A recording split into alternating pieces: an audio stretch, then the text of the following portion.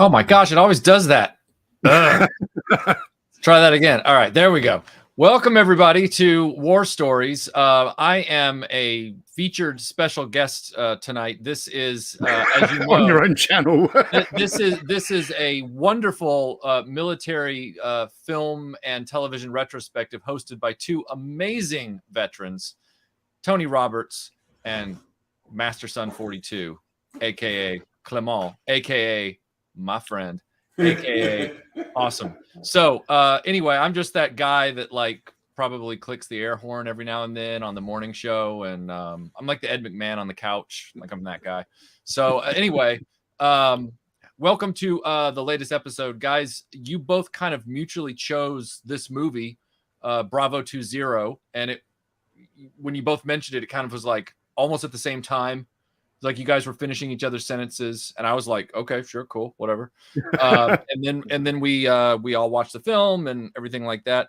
What was the impetus for both of you guys seeing this movie for the first time? Like, how did you, because you're both familiar with it, so how did you both encounter it? Well, I had already read the book. My dad read the book first and recommended it to me when I was a teenager. Mm-hmm. You know, the events depicted in this film / book were the first Gulf War in 1991. The book came out in 93. I think my dad picked it up because it was a bestseller in the UK and Australia. So I think around 1994, when I was joining the Australian Army, I read the book, and then I remember hearing that it was, you know, they had made a 2-part television miniseries for the BBC.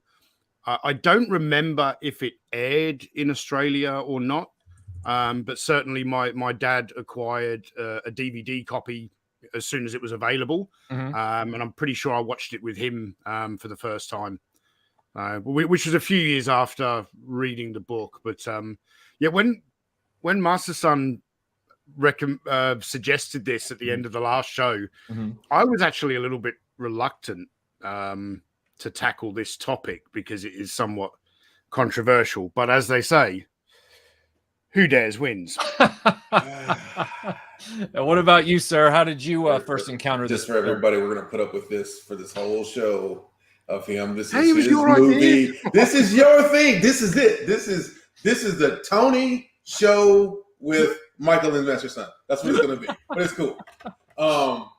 I was told about this. I actually heard about the movie before the book. And I found out this literally right when I came back from SEER training, in which I would have been like, when I saw the movie, and I was just like, this would have been nice to know before I went to SEER training. And I said all kinds, you know, because they talk about the scenes of when he's, you know, being interrogated and stuff that he did. I'm like, well, it would have been nice to know that instead of me talking about, I ain't telling you shit, and then they punch the shit out you, and then you're like, oh, I don't like that. I'm not going to do that. Do not antagonize them. So that's when I first heard about it. It was actually on we have a basically in the Air Force, the Chief of Staff Air Force, and they have books and movies that they recommend for you to read or watch. And this was on the list. So this is one of those books that's military wise. It is told for everybody to kind of read this book, watch the movie, because it's got some good points to it. So that's how it happened. Wow. Well, the way you just described that, it really kind of meshes with the whole reason that Tony and I started War Stories, because we always knew there was going to be this kind of the separation between the adaptation and the real events, and so we lean into, you know, the adaptation and how it plays. You know, we bring up the real events when necessary, but to find out that despite it, as we'll talk about in a little bit, having some acute controversy as it doesn't relate to the real events. In other words, there was controversy around the book that it was based on and some other things. The fact is that hearing that the military still finds the content of this adaptation useful for an educational purpose, that's kind of a war story checkbox right there. It's legit. Tony, what are your thoughts? I see your wheels turning. Some of it's legit. Right. I wasn't trying to imply the whole thing is legit. Obviously, they want you to watch it for certain sections, but there is some really, really accurate stuff in this particular. When I say accurate, not necessarily like true to the events, but as in, these are special forces tactics. This is how certain things are done. This is the right type of equipment. All of that kind of thing. We've got a lot to get into. Sure, Michael. So we were chatting just before. You hadn't seen this film before. No, I've heard of it, but I'd never seen it. So you had heard of it before? Yes. And I was fascinated to finally sit down and watch it because how do I put this? Conversations that we have cinephiles in the United States often when we're talking about British actors and their philosophy toward their careers versus American actors who are trying to reach for the stars, as it were. British actors have never had a problem switching between mediums. In other words, stage, film, TV. They will take they will take a role that they think, has something for them to work with, or that it intrigues them, or whatever. They don't look down on a medium, and that informed when I looked at the year that this came out, because when I heard it starred Sean Bean, my American reflex kicked in as far as what year this would have been. And I was thinking, oh, this must have been like, it's Desert Storm. Maybe it was early 90s, something like that when it came out. And I'm like, oh, 99. So not only did this come out after Patriot Games, not only did this come, and that was right after Desert Storm. Not only did this come out after Ronin and a bunch of his other great movies in the 90s, but it was right before he went off to New Zealand to do Lord of the Rings. So this miniseries for him was something that clearly Sean Bean must have liked the script a lot and said, I really want to do this. So the time frame of it really fascinated me. And then the production of it, as I was watching it, I was going, and I'll be very quick on this because we're going to get into some of this in the clips as well. But I came away from it. If I had to boil it down into one statement as far as the filmmaking, I would say it's a shame that there probably will never be impetus to go back and take the film segments of this and then remount the stuff that they pulled in video footage for, fill in those gaps with new real footage and then redo the score and a few other stylistic choices, because the film footage of the actors is quite good.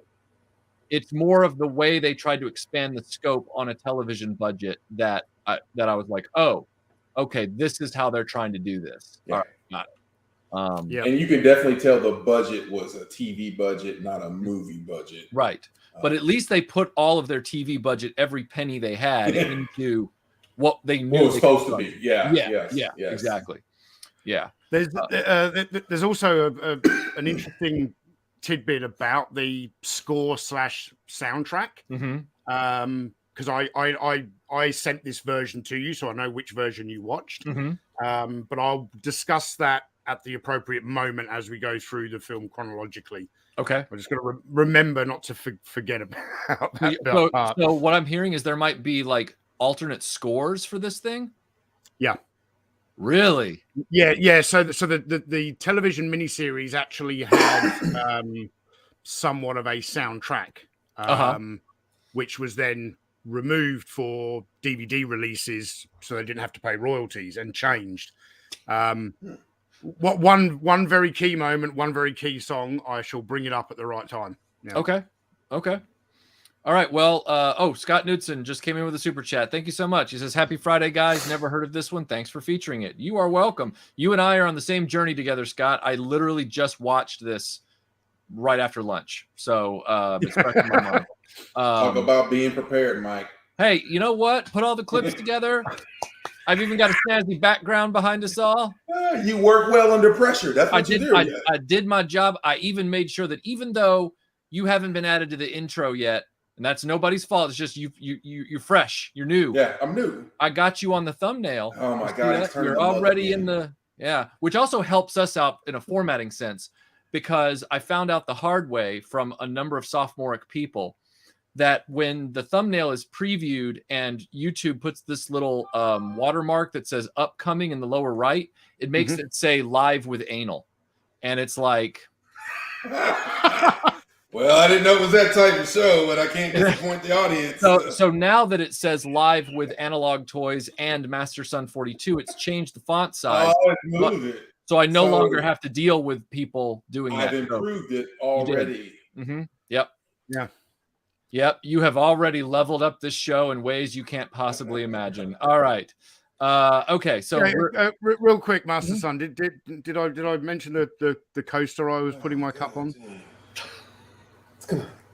This is sorry. I did it to myself. I suggested the movie. It's my fault. It's my fault that we have to put up with this. You asked for this, sir. Shine. This is thin, Riggs. This is very thin. This is anorexic. All right. So we kick off the film. Everybody's kind of getting the phone call that they're all SAS guys, and they're getting the phone call. We've got an op. We've got to all get together for an op, and everybody's kind of, I don't know if they're on R&R or they're just kind of, waiting for that phone call, and they're just living their life. Some guys are waking up with women that they picked up at the pub the night before. Other guys are still drunk at the pub from the night before, still dancing to the same song. That would be the actor that played Harry Welsh in Band of Brothers. Yep. Sean Bean's character of McNabb wakes up with his wife and kid and everything like that, and he's getting his stuff ready. So everybody's kind of getting their stuff together. There are a few elements that are there to set up a kind of the mood of what a soldier has to think about before they're leaving for a big unknown. Yep. And like one guy, for example, he really locks up his bike. He loves his bicycle. And he's like, you better be here when I get back, because if you're not, and then he like almost kisses his bicycle goodbye.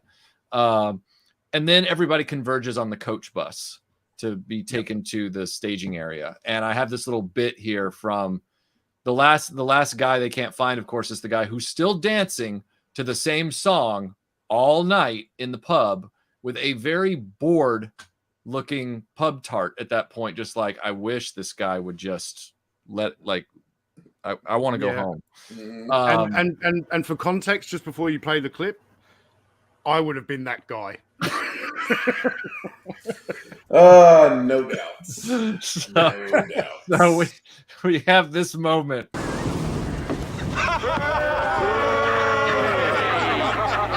Room for a midget? Wow, it's doing fade in, fade outs now. You see that? StreamYard has upped its game. Yeah. It ain't me. It's StreamYard. Fancy. All right. Then we get the opening credits. Now, Tony has just mentioned that the opening credits are not necessarily the same as what I would have seen if I'd seen the miniseries. So these are the opening credits that I saw with a very synthy kind of, almost felt like a temp track score, which I think this is still the original score. Okay. Yeah. So it's of the time period, like of the late 90s television thing. But what I found interesting was there was kind of like this tonal clash, because the filmmaker in me was going, I really like the kind of way that they filmed this without any distracting. They didn't film it with any distracting, pretentious style. They filmed it with a kind of, we're getting to know the characters through their morning routine and doing their thing. And I was lulled into a false sense of stylistic security. And then for this brief moment in the credits, that style goes away for 1 second before it comes back. It's almost like this movie. I'm saying this as a joke. I'm not trying to say this as a slam, but it's like this movie was still living in the world of Steven Seagal of when it came to the credits and the score. Just the credits and the score. Nothing else. I don't want to imply anything else is Steven Seagal-ish, but just these credits.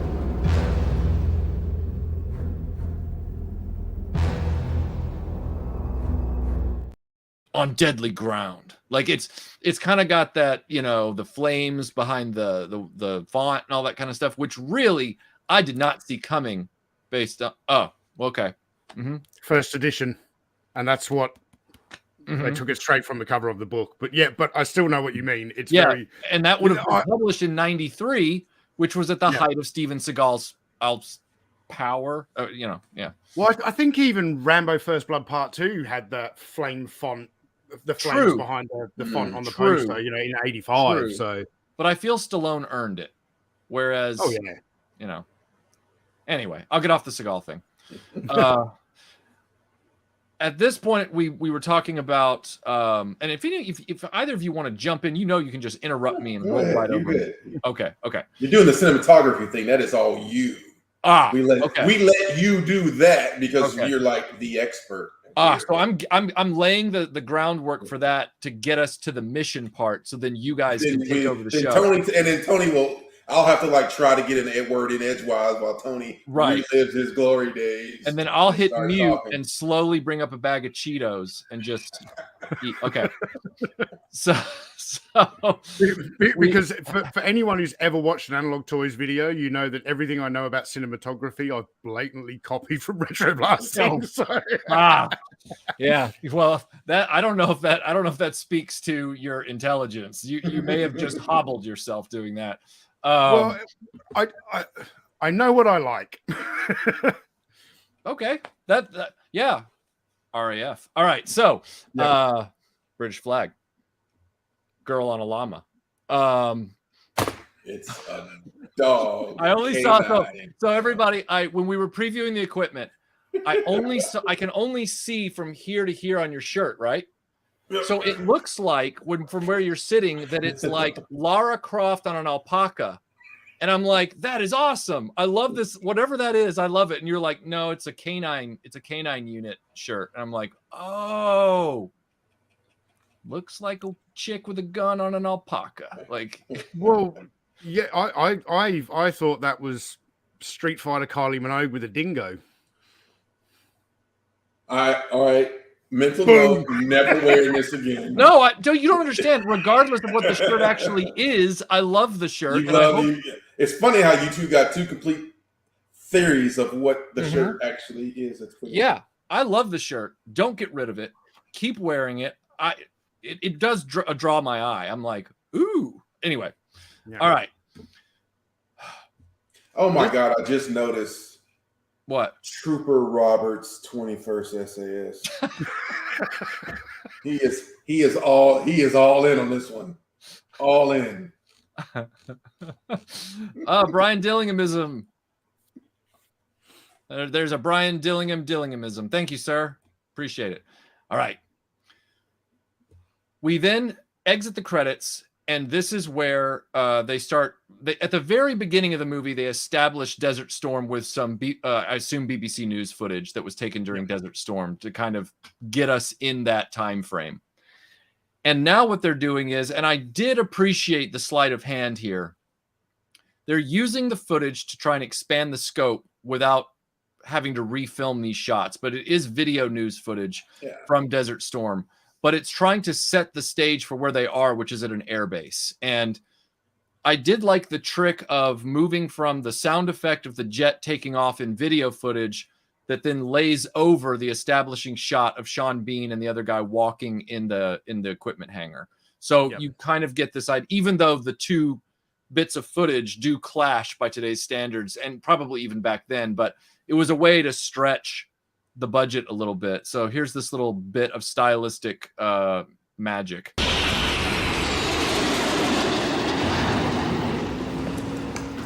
Did Graham talk to you? Yeah.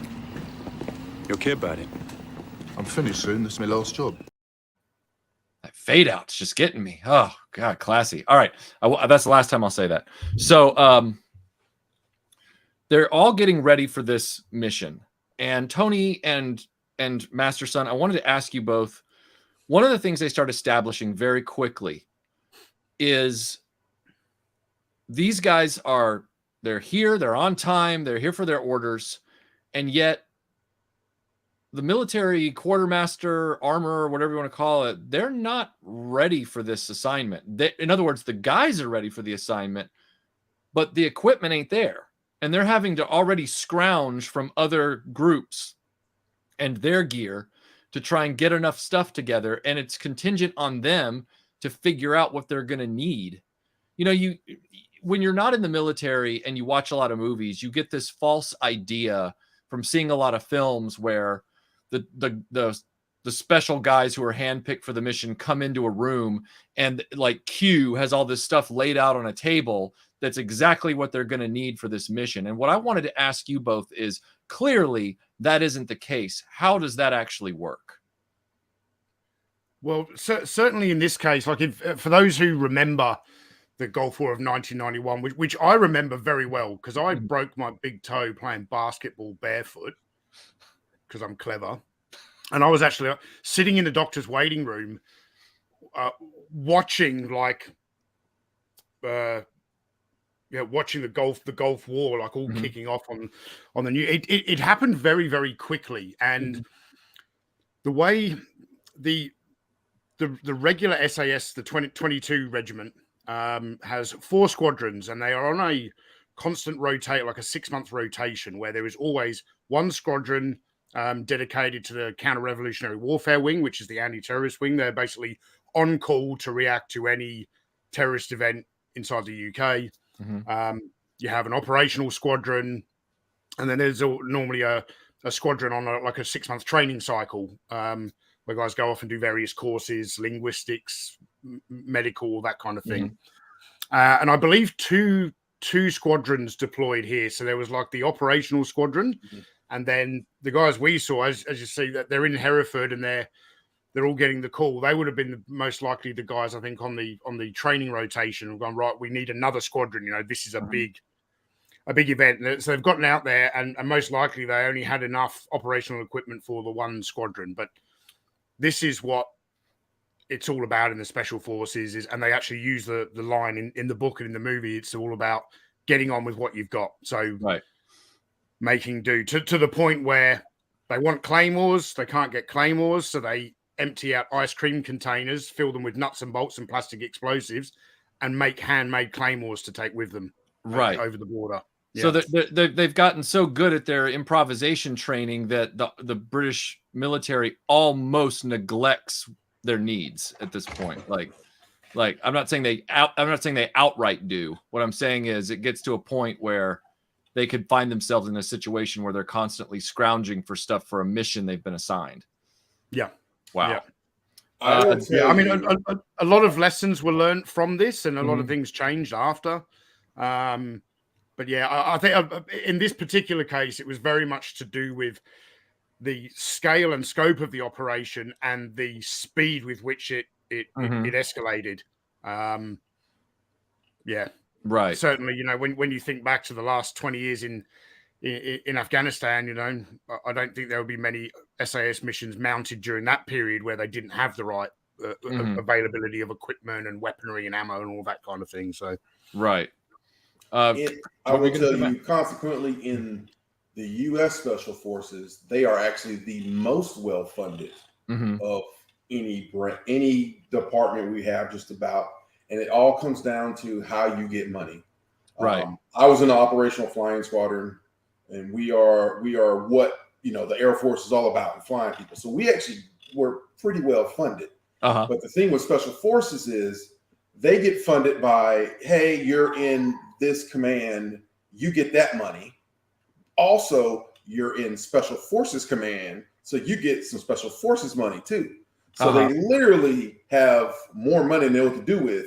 And I know this because at the end of the year, you have this, how military budgets are, and it's really scary that we get assigned a big amount of money. If I go through the whole year and I don't use it all, they take it back. And then next year, they give me that much less, whatever I didn't spend. So that's my new budget. Right. So what tends to happen is at the end of the year, they say, hey, guys, we got to spend this money. And then everybody starts putting in for everything. The big thing in the Air Force was the TVs, the big screen TVs and stuff. I have gone into closets in squadron and seen 10, 15 brand new, still in the box TVs because we had to spend that money or we were going to lose that money. America. So that's why our budgets are jacked up. But that is how they do. But they get two different pots of other money because way back when our special forces got screwed and they got left out to dry. And a lot of people died who shouldn't have died. Right. And ever since then, they were like, this will never happen to our special forces again. So they get everything they want. And you know how we get new equipment? It's like, hey, I have this new shiny thing. I said shiny thing. You said I noticed that. I noticed that. So I want this new shiny thing. It has to go through R&D, inspections, and all of this stuff before it's approved to be on the airplane or anything you do. That could take years. Special forces dude says, I need that new shiny thing. They go, someone go buy that new shiny thing. Let's give it to them. Does anything bad happen? Nope. It worked. That is now your new thing. And so they get things a whole lot faster. So a lot of times when we're trying to do joint stuff and the special forces are involved, I'm like, hey, dude, I need you go and get that because when you get it, we'll get it tomorrow. Right. If I try to get it, it'll be next year. Right. I just want to point out, Scuba Pete, no one pulls the wool over tactical alpaca, which I think is fast becoming the mascot of War Stories. And then Jason Anderson says, Alpaca Squad kills the sex bots. Oh my goodness. The sex bots are in the chat. It's not a reference to anything on your shirt. Jonas Z in honor of our British friends tonight. Thanks for the super chat. He says, keep it up, guys. You were doing a great job with this series. Thank you. Appreciate that. And we're caught up. So now everyone is scrounging for equipment. And in the background, they give them the mission. And here is a little snippet of the mission briefing. But if the Scud attacks on Israel don't stop within the next 2 weeks, Israel will join the war. But the mobile launchers are a different matter. They're almost impossible to locate. However, they do have one weakness. To program in their targets, they need assistance from Baghdad. Cut those cables and they can't fly. They're told this is a mission to sort of hinder or disable or really cause chaos in their Scud missile program so that they stop shooting rockets or missiles in this case at Israel. The best way that we can do that is by cutting these cables that Baghdad relies on to send those signals to the rocket launch sites, in remote areas. Then they're tasked with coming up with a plan, and McNabb, played by Sean Bean, is looking at the map, and here is a truncated version of his plan. We'll infill by heli. From there, move north to the MSR. Once in position, find the cable and place the charges on staggered timings. If we get to any shit, we call AWACS on the tank biz. If that doesn't happen, tap to Syria. All those explosives that they already are accounting for that they're going to need to blow up that cable.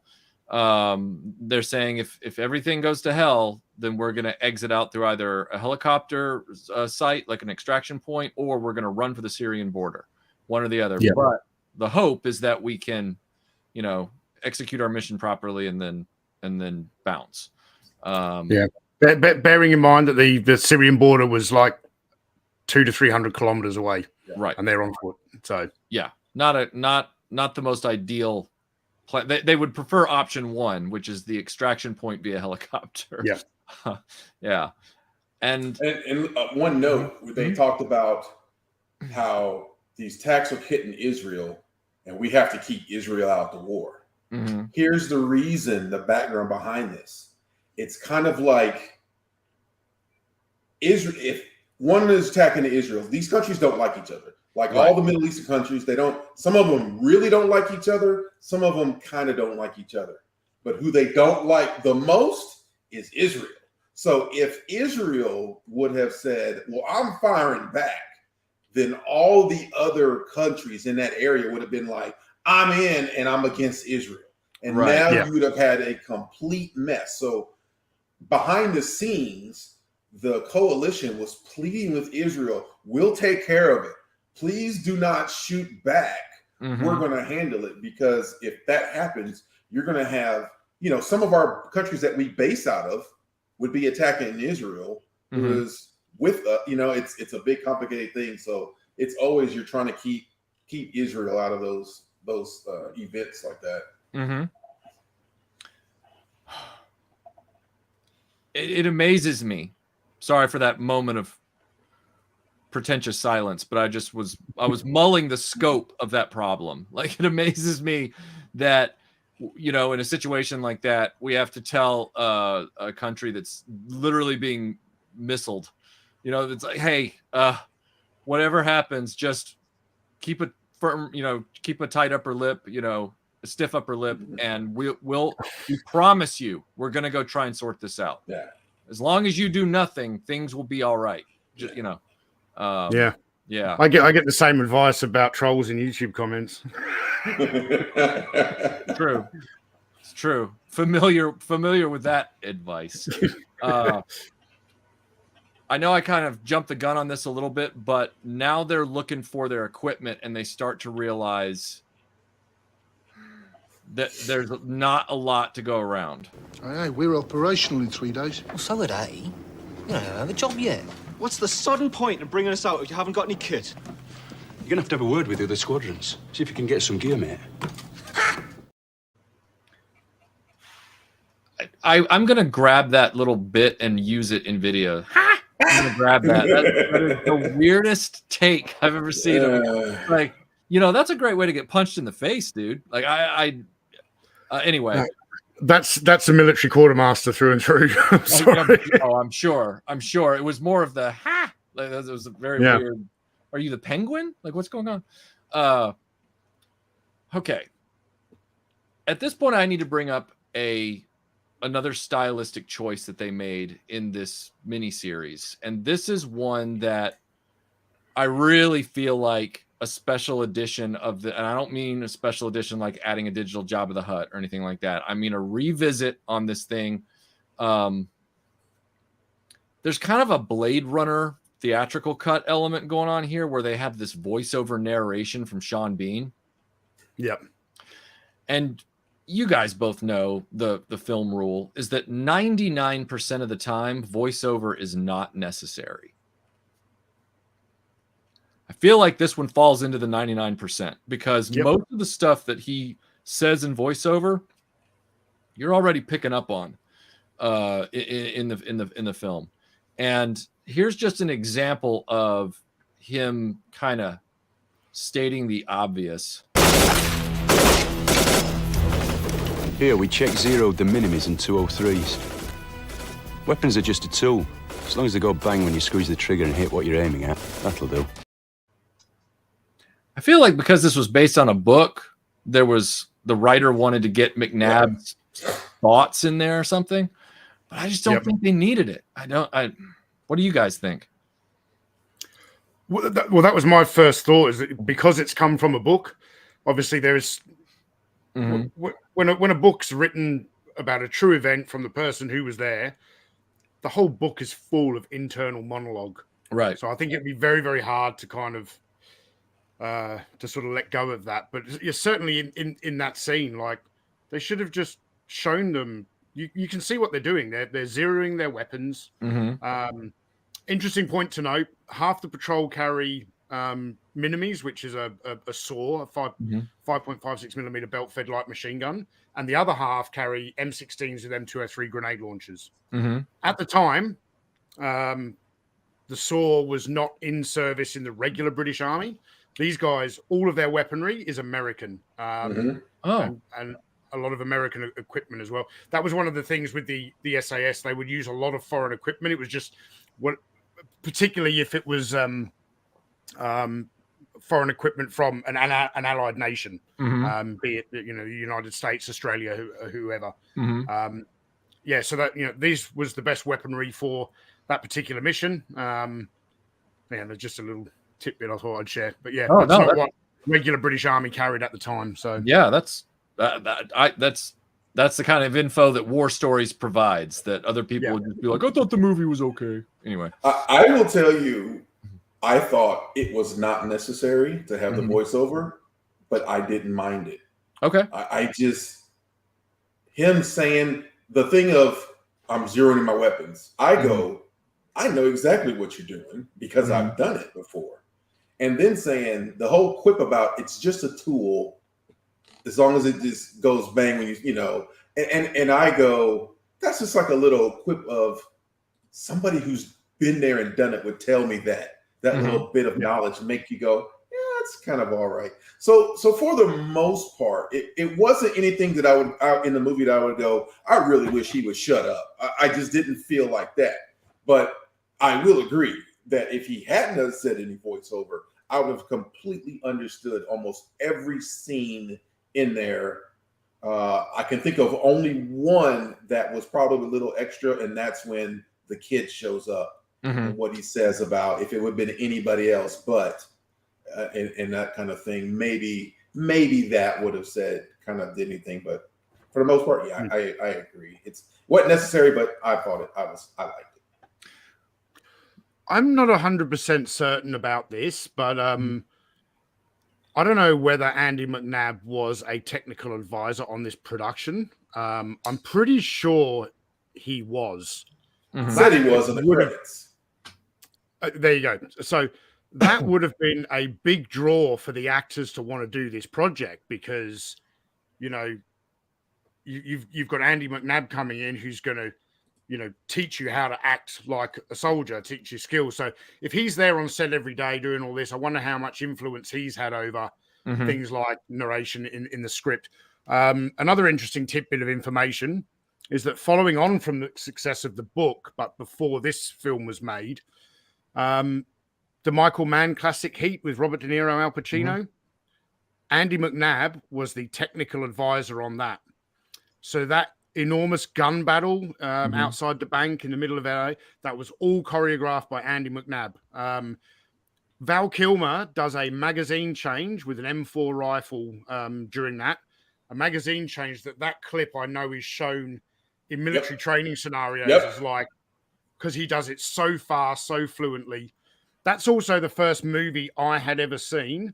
We're talking about Heat now, but this is war stories. But no, it's fine. Heat was the first movie I'd ever seen where men driving in vehicles who need to open fire don't hang out the window like an idiot. They just hold their rifle up and shoot straight through the windscreen.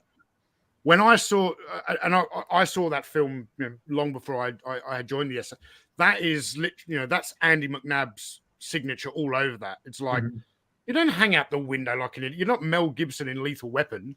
You just get up and shoot straight through the windscreen. And they do it a number of times in that film. And it was the first time it had ever really appeared in cinema. So that is one of the best of how to move and fire and how they would go to the next position, fire, next person would come up. That was one of the very first movies who showed tactics of how you do that. And that's why that one, and there was another one, I see it in my head, but I can't think of the name of it. It's where basically old military, and they rob banks. It was a newer one with Ice Cube's son. Somebody in the comments will figure it out. They had this big scene about him taking out his daughter. What's that? Den of Thieves. Den of Thieves was another one where someone who was really there and had that training did that. And in this movie, when they talked about getting shot at the beginning, when they dropped their Bergens, got on the ground, and then took the fight to them, I'm like, that goes against everything that's inside of you. People are shooting at you. You want to go away from them, not towards them. But that's how you make those people stop shooting at you, is go towards them, bringing the fight. So. Very counterintuitive and counterinstinctive. Yeah. Yep. Everybody who's been listening to this so far, I want you to understand that what you've just heard from these two gentlemen is the full intent that War Stories is trying to bring to military movie reviews or war movie reviews that your average YouTube movie reviewer can't bring you. The whole attitude of this show can be best summed up by this. Hi there. Is there a project you're working on? I know more than you. All right. How long have you had these clips? You're just waiting for the opportunity to roll one in there. I just was left over from another live stream, and I thought, oh, I'll just use that. Oh my goodness. Yeah. At this point in the story, they've pulled together some equipment, their firearms, their rifles, their saws, and they've improvised, thanks to ice cream containers and nuts and bolts, literally explosive devices. And they've started putting their packs together to get ready for their helicopter flight to the drop zone. They are rightfully concerned that they're all carrying something like 200 and something. Oh, it's 209 pounds. 209 pounds of equipment each. And if I recall correctly from the real events, McNabb, which is actually it's not only a fake name in the movie, but it's apparently a pseudonym for the author itself. McNabb it was recommended to him at the time that they were getting ready for the op to requisition some vehicles to help them move around, and he opted not to. Yeah. Because of the weight of everything that they were going to be carrying. So that's not ever brought up in the movie. It's almost more like they had no other choice. But they passively said something. He said it real quick, that the vehicles would stick out, kind of thing. Okay. And stick out like a bulldog's bollocks was the I could never get that whole thing right, but I'm glad that's why you're here to say that kind of terminology that I have never in the history of my life put those words together. So, but yeah, and from what I remember researching, because you had Bravo 10, Bravo 20, Bravo 30, one of them chose to use the vehicles, but they wound up ditching them because of I guess they had to use Range Rovers, and they have a short wheelbase, and they go get stuck. They just weren't designed for that terrain, and so it wound up not being something they would really use. I can expand upon that a little bit. So there was actually 3 different patrols who were tasked with, because there was 3 different what they call MSRs in the movie, which is the main supply route. There was 3 different MSRs, so 3 different patrols. You had Bravo 10, Bravo 20, and Bravo 30, and then headquarters was 0 Bravo. In the British military, we don't have fancy call signs. It's just alpha. No imagination. No imagination. Alphanumerical. Keep it simple. So what actually Bravo 30 took vehicles. I can't remember exactly if Bravo 10 were taking vehicles or not taking vehicles, but they were working off maps that were like almost as old as the Second World War. They didn't have good aerial photography. What they were told the weather was going to be like was drastically incorrect for that region and that time of year. And the deserts of Iraq are flat. There is not a lot of places to hide. Bravo 10, it's been stated by a number of people that the commander of that patrol made one of the bravest decisions of the war when they actually helicoptered in. He got off the helicopter, took a look around, and went, "Get the fuck back on the helicopter. We cannot achieve this mission in this terrain." And he knew, he's going to go back and, of course, cop the ribbing from everyone else in the squadron. But obviously, as events transpire and what happened to Bravo 20, it was also one of the smartest decisions of the war, not just the bravest. Right. Yeah. Wow. Yeah, that would take some courage to be like, nope, because if it had been under French command in World War I, he would have been shot for cowardice or derelict duty. Yeah. And another interesting thing though is as you see the guys, they got their mission brief. They started figuring out by themselves how they were going to execute the mission, what equipment they were going to take. That's how it's done in the Special Forces. You are given a mission brief, and then the patrol decides how to do stuff. And even though I've heard that Squadron Command did strongly advise against Bravo 20 not going in on foot, at the end of the day, it's the patrol commanders and the patrol's decision. Mm-hmm. So, you know, one team took vehicles, one team went on foot, and another team landed on the ground and went, we've got to go. Right. So each individual team figured it all out for themselves. Yeah. Mm-hmm. And that's the same thing in the flying world. If we're doing a massive operation, it's representatives of each of the aircraft, whoever, you know, what you're flying, they all come together, the smartest people, and they figure out the plan, and they figure out who's flying at what altitude, where you go. And a lot of times you don't know what the capabilities of one is, and they'll say, I need to be at this altitude at this location, and you just kind of make all that work.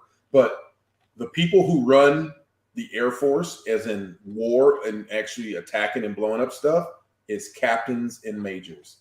That's who makes all of the stuff, not lieutenant colonels, generals, and all these people who haven't been in the aircraft in forever. It's these people who are the 20-something-year-olds, but they are the smartest of all of them who kind of go through, because they're living it every day.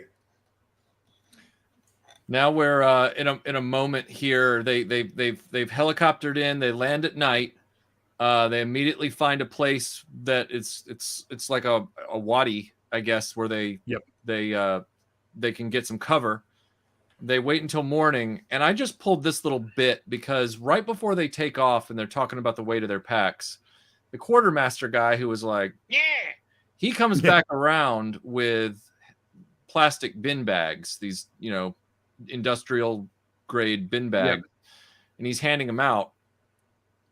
And I was like, oh, he's handing out bags. And I'm naively going back into Boy Scout mode where I'm kind of like, oh, it must be like if there's weather or keeping something dry or whatever. And then I found out what it was really for.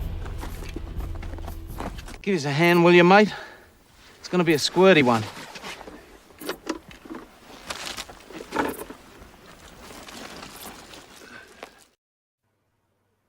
I couldn't believe it. I mean, not that I obviously you got to do something, but to the point that they don't even want to leave their turds behind. Like they want no evidence that they were there. I was pretty blown away. Like I was. You carry it with you. So when I was, which is, you know, 10, 12 years after the Gulf Wars, when I kind of got into the regiment, when we were issued trip flares, they came in a cylindrical black tube with a pull-off lid, about probably about 2 to 3 inches round. They made the perfect shitbag storing, because when you put the lid on, like it encased all of the smell and everything. And not to get too graphic, but what I would do, I would have a series of Ziploc bags pre-prepared with a large sheet of what do you call it? Saran wrap. We call it something else. Cling film. Cling film, yeah. So you'd have a large piece of cling film that you would kind of fold up, put it inside the Ziploc bag, zip it up.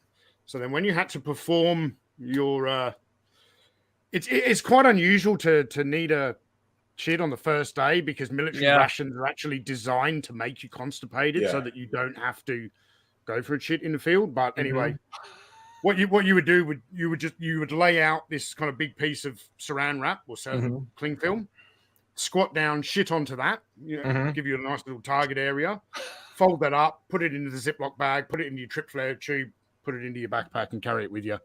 Wow. So for this, you know, when I was in combat, on my first plane AWACS, when I had to go to the bathroom, I kind of was like, I gotta go to the bathroom. Got up, I walked to the back of the plane, opened the door, sat down if I needed to, stood up if I needed to, hit the little button, closed the door. I came back, hand sanitizer. I'm back on duty. Just for the record, I think I chose one little bit that I do really like about that moment in the film, though, is, you know, he turns to one of the other patrol members. He's like, "Give me a hand, mate. It's going to be a squirty one." And without a second thought, he just grabs the bag and helps him. Right. Which I was stunned, but at the same time, I was impressed. Yeah, that's friends. That's your buddy right there, because Mike, I love you like that brother I no. never had. But if you told me, I need you to hold this while I do that, I'm going to tell you, you need to find new friends. Because that is not how nothing in our relationship has ever led you to believe that I'm about to hold this bag for you to target practice and you to have a bad day and mess up all my wrists. No. Tony's a witness. I have promised you that I would never leave you holding the bag.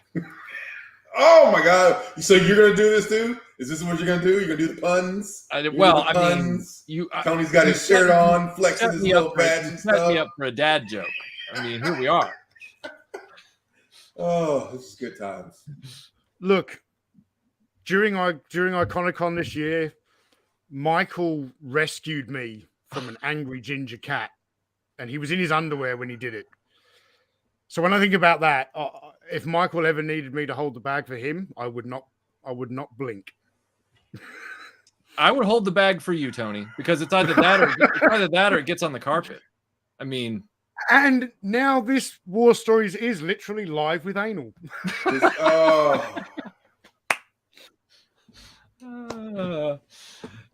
has been a good time, and we haven't even gotten to the battle parts yet. So, good. One other thing that's I know it's a thing for Tony. The proof of life.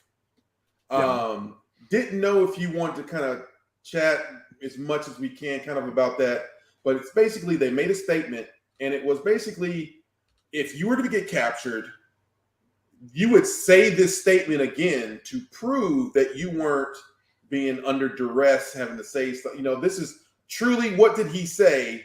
What was his proof of life statement so that you can't be dead and then try to act like you're alive and try to get something.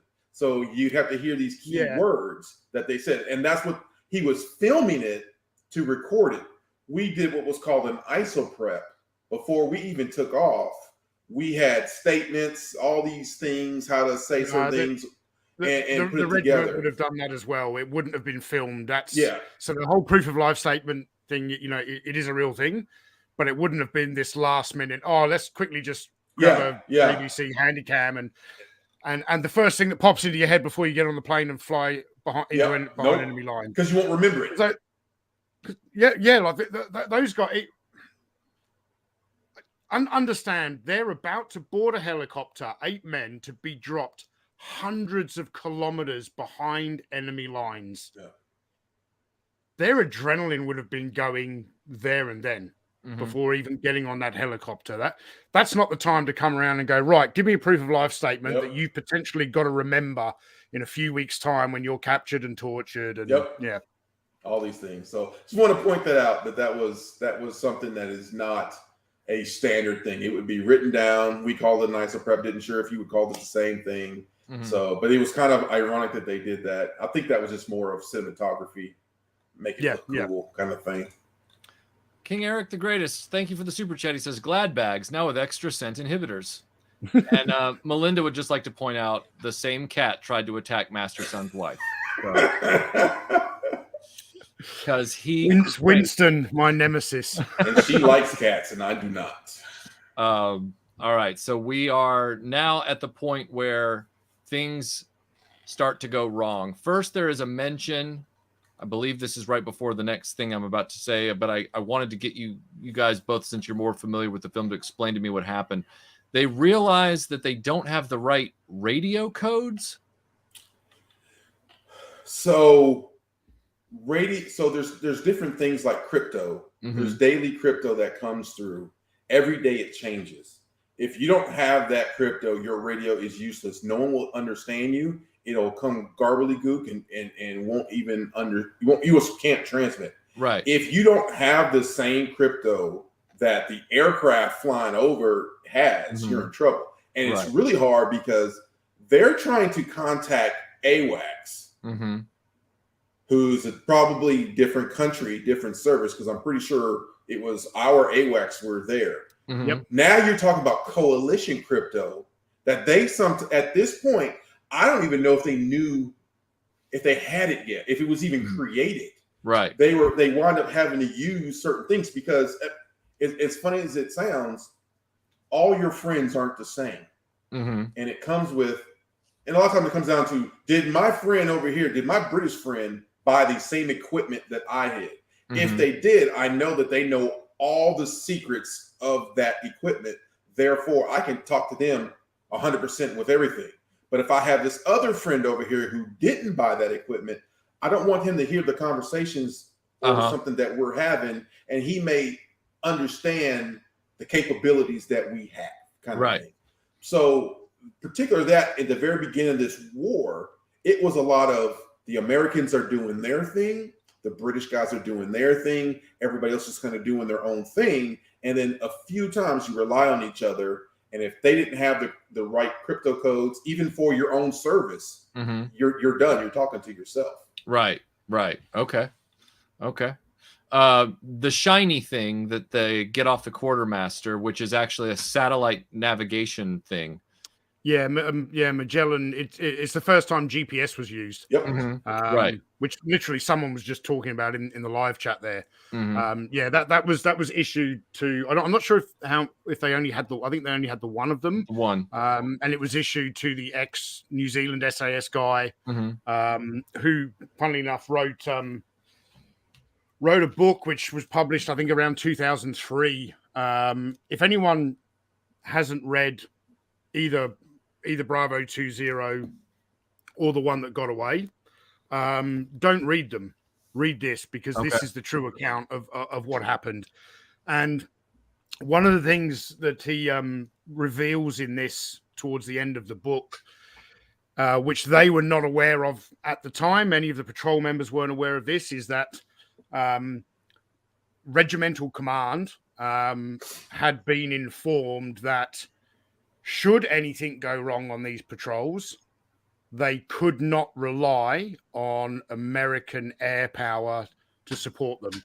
They were told that up front, and it's like, so if you still decide to go in without the support of the US Air Force, that's on you. Regimental command made that decision, but didn't tell people like McNabb and Chris Ryan and those guys. So, and at the time, it was because our assessment of Saddam was we were going to have our hands full. It was no shit.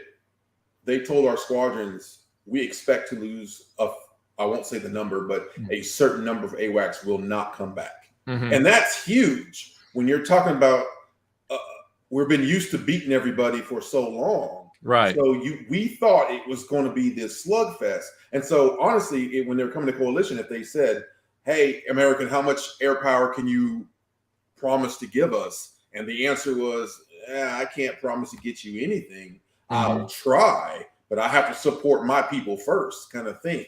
And it's just how we fight war, because you have someone who is the air boss, and it's whoever has the preponderance of air power, whoever has the most air assets and the ability to control them, they are in charge of all of the air assets. Everybody kind of gives up their stuff, kind of thing. So that makes perfect sense that the regiment would know, because that would have been something that was specifically dictated to our allies and coalition to say, I can't promise you this is going to happen. And them making the choice not to tell their people that was the word I would say would be dick move, but I don't want to go in that, but it's because if you tell them that, they may not do the mission. Right. And so I think they still would have done, but it would have been nice for them to have known that, Right. Yeah. More intel is better than not enough intel. So their radio is coming up, Snake Eyes, and not the G.I. Joe people. That's not what I'm talking about. And we got a lot of fences here. We're kind of near some Iraqi forces. And at that point, a shepherd herd with a shepherd boy comes too close to the wadi, and they're trying to make sure that he doesn't tell anybody. Lovely piece of chocolate, yeah? Look at that. From the old country. Here you are. Yeah. Come on. Why didn't we shoot him? Number one, well, that's a definite compromise. Two, If their boys get hold of us, we're not going to last 5 minutes. And 3, we're not into that anyway. Good points being made, even though, the narration being... I talked about the narration earlier, but in that little bit of narration, it was good for him, to point out, even though this kid could give up our position, the reason we don't do that, there's like 5 reasons we don't do that, and a lot of them are for self-preservation in case something happens to us. Lone Survivor. Yes. That movie. Same thing.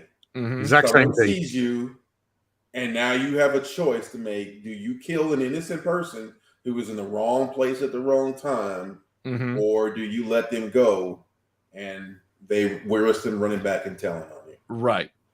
And at this point, at first, the first set of forces that the kid runs up to don't believe him. They just think he's a little kid, whatever. But the kid's like, I ain't giving up.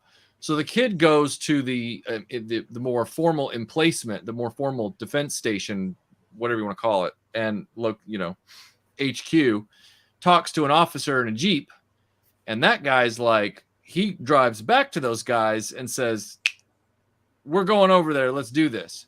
And at that point, McNabb realizes they've been made, and so he's like, okay, we're gonna fight this out. And they're in the middle of just an open, almost looks like a salt flat. I mean, it's just, there's nowhere to hide. That is what it is. Yeah.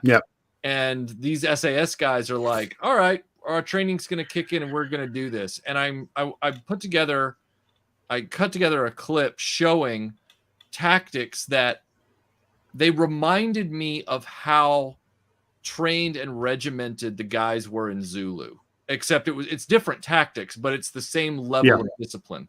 Like it's the same level of, so here's what they did there. Before you show that clip, it's note that when they were like, hey, we're compromised, we have to move. There was a scene where they're drinking all this water, putting it on top of them, eating as much as they can, because basically, you're going to have to leave some stuff behind because you've been caught. So you already know you're going to be on the run. So they're getting hydrated, getting food in their body, getting ready for this long haul and possibly fight as much as they can, and then they're going to just bail out of there. So. And here is kind of a cut down version to show everybody watching this amazing, because first what happens is they hold their ground against these armored vehicles and a bunch of soldiers. And as soon as they realize that they have neutralized or demoralized the first wave, that's when they say, all right, now we're going to go on the offensive, like MasterSun was talking about earlier and Tony was talking about. Now we're going to push and get them on the run. We didn't run the first time, but they didn't realize that we're not only not going to run, we're going to move forward, and we're going to freak them out. And this is kind of how they did that. You've got to move forward and take the fight to them. It's the last thing they're expecting. You're dead anyway, so anything you do is a bonus. Coming through!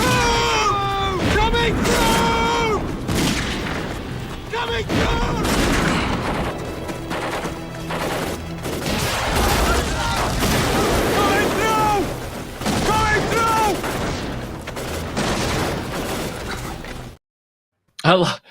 I love the coming through terminology, the way they use that phrase to alert everybody to, hey, we're coming up, we're leapfrogging behind you, we're coming up behind you, and they all keep doing that. It's like, I'm coming through, and then I hit my mark, and that gives the other guys the chance to step up and yell coming through, and then they hit their mark. And all I could think of was, it's the most badass version of excuse me, pardon me I've ever seen. I thought it's more like, please don't get scared and shoot me accidentally because I'm coming up there. Yeah, it was really cool. So you've got an 8-man patrol who, in that scenario, would operate in pairs. It's called pairs fire maneuver. The reason we would operate in pairs. So there's four light machine gunners and 4 guys with the M16s and M203s. So it would most likely be an M16 and a 203 guy with a light machine gun guy. It was like 2 light machine guns together, which is odd because who's giving them ammo? It's probably the guy with the M16 is carrying the spare barrel for the machine gun. But anyway, So yeah, they're yelling the commands coming through. That's very true to the tactics. I think at one point you hear actually Andy McNabb yell stoppage. So whenever your weapon stops firing, be it empty magazine or you've actually jammed the weapon, whatever it is, you yell stoppage so that the other guy in your pair knows he will increase his rate of fire until you. And then normally once the stoppage is cleared, you might yell back in or something like that to say you're back in the fight, your weapon's functioning again. Off you go. These are very, very realistic tactics. They would be far more spread out than this, but then it doesn't look so good on screen. They would have huge distances between them. I suppose the really disappointing thing here is that it didn't really happen like this. Yeah, there was something in there, and I don't mean to. I just want to verify with you, Tony, before you keep going. Is it the whole thing about how there's question marks about whether they encountered a single actual Iraqi military soldier the whole time? There was a documentary and book, I think, made by the same guy some years later, who he actually traveled to Iraq, found the location of the wadi and the hide, and actually found supposedly the young sheep herder who was by that stage, a guy in his early 20s and stuff. I think initially they came under fire from a couple of the people, civilians who lived in a nearby house. According to that, they didn't come across any military, but I really do believe the words that are written in this book, because this is a surviving member of the patrol who had been frustrated for a decade with all the mistruths that were out there and set the record straight. They did encounter Iraqi military. There was a gun battle, but they fought a tactical withdrawal across the plain. They at no stage did they start charging towards tanks and all of that. So very, very exciting. Like even when you showed that clip, I've watched this movie twice this week, and when you showed that clip of the first two guys getting up, yelling, coming through, I got goosebumps in my arm, because I think partly because it reminds me of the extensive training that I did with the special forces, where we would spend weeks and weeks and weeks on live fire ranges doing this with live ammunition, the types of live fire drills that the rest of the army aren't even allowed to do for health and safety reasons. We're doing day in, day out. Very, very realistic tactics, but was that in the book, Tony? Was that in Bravo? Because was this part in Bravo 20, the book, or was this created specifically for cinematography for the movie?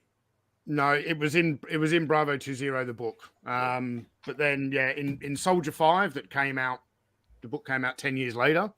There is a contact, and I believe they were that far spread out because of the terrain.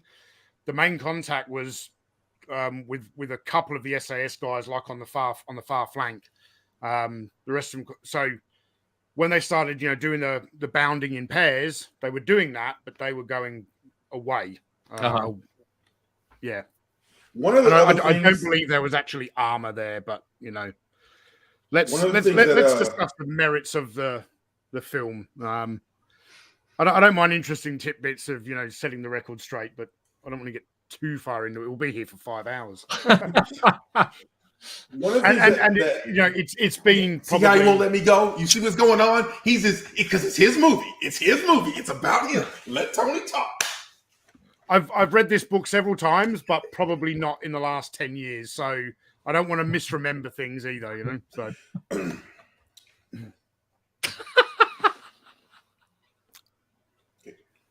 I talk? Yes, young man at the back. Quite down in the cheap seats. Tony, one thing that I noticed, and I want to hear your take on it. Andy had his compass taped to his weapon, and he was using that to navigate. And I'm going compass, magnet, metal. That's bad. Compass, high vibration thing, that's bad. Thing that gets hot, that's bad too. I was just curious if is that what the SAS do? I was just curious your tactics there or something. 100% incorrect. Like, looks really cool. There are some little things I noticed. They're what we call webbing or belt kit, and they're Bergens. Like, all the equipment's quite accurate. It's not as neatly organized as what flopping all around too. Yeah, it would have been a bit more neatly organized and things. You see, he's got a number of different things on a necklace, which is taken off later on in the film. That's quite accurate. The whole taping stuff to the web in when you operate in the jungle, it's such a dense environment where you really can't see that far. So, key to good navigation in the jungle is pace counting. Mm-hmm. An SAS soldier would learn over time, how many paces to 100 meters when he's going up steep, arduous terrain, when he's on flat terrain, when he's going downhill. And we would have, like when you see bouncers going in a nightclub and they might have a little a counter, press button counter to know when they're at capacity. We would tape those to the side of our rifles. So that's where I think it comes. But you wouldn't tape your compass to it because we're taught to not even stand near a metal gate on a farmer's paddock when we use, like, go a few meters away from it because it will throw off your compass. Yep. So yeah, I think it's kind of it. They took something that kind of looks a little bit cool, but it doesn't practical work. use. No, please don't do that, kids. Please don't do that. You will be lost. Yeah. Mm-hmm. The fool's golden compass. Better than the dial of destiny. Oh man. Yeah, I think that title actually refers to a phone number on a bathroom wall, dial for destiny. Anyway, after they get the Iraqi patrol on the run, or this Iraqi brigade or whatever it is. I mean, it's a pretty big group of guys.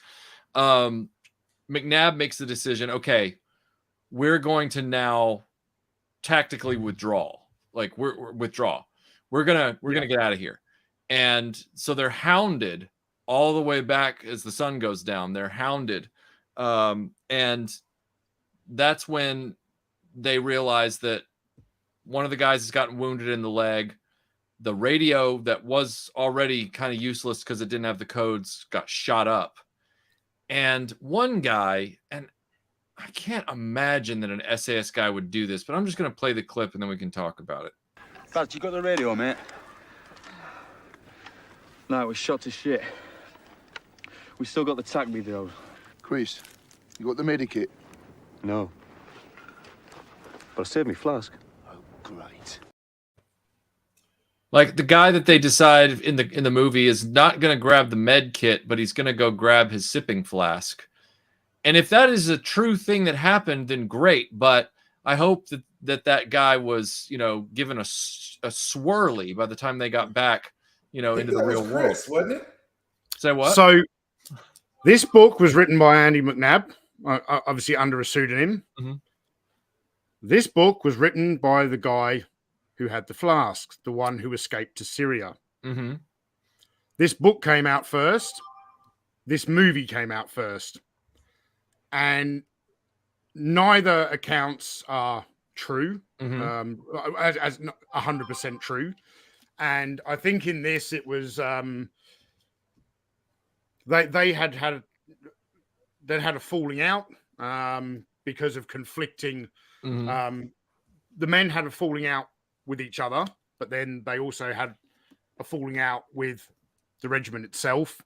They was kind of ostracized for speaking out about this secret organization. It was not the done thing. So I think whether this is true, I think this is kind of Andy McNabb's opportunity to have a bit of a dig at Chris Ryan. because the television movie of the one that got away, which was, I believe, in 3 years before this one, Andy McNabb is depicted as a medal-hungry glory boy. He is depicted really, really badly in that film. So, yeah, there's it started becoming a bit of a tit for tat between these two guys. So, gotcha. And you guys don't carry any individual medical on yourself. So this is not your personal medical kit. This is the big one. This is like if someone really gets messed up, this is the one probably has the morphine, not just the wrap. This is the serious trauma kit. Yeah. Okay. Every guy would have a med kit on them.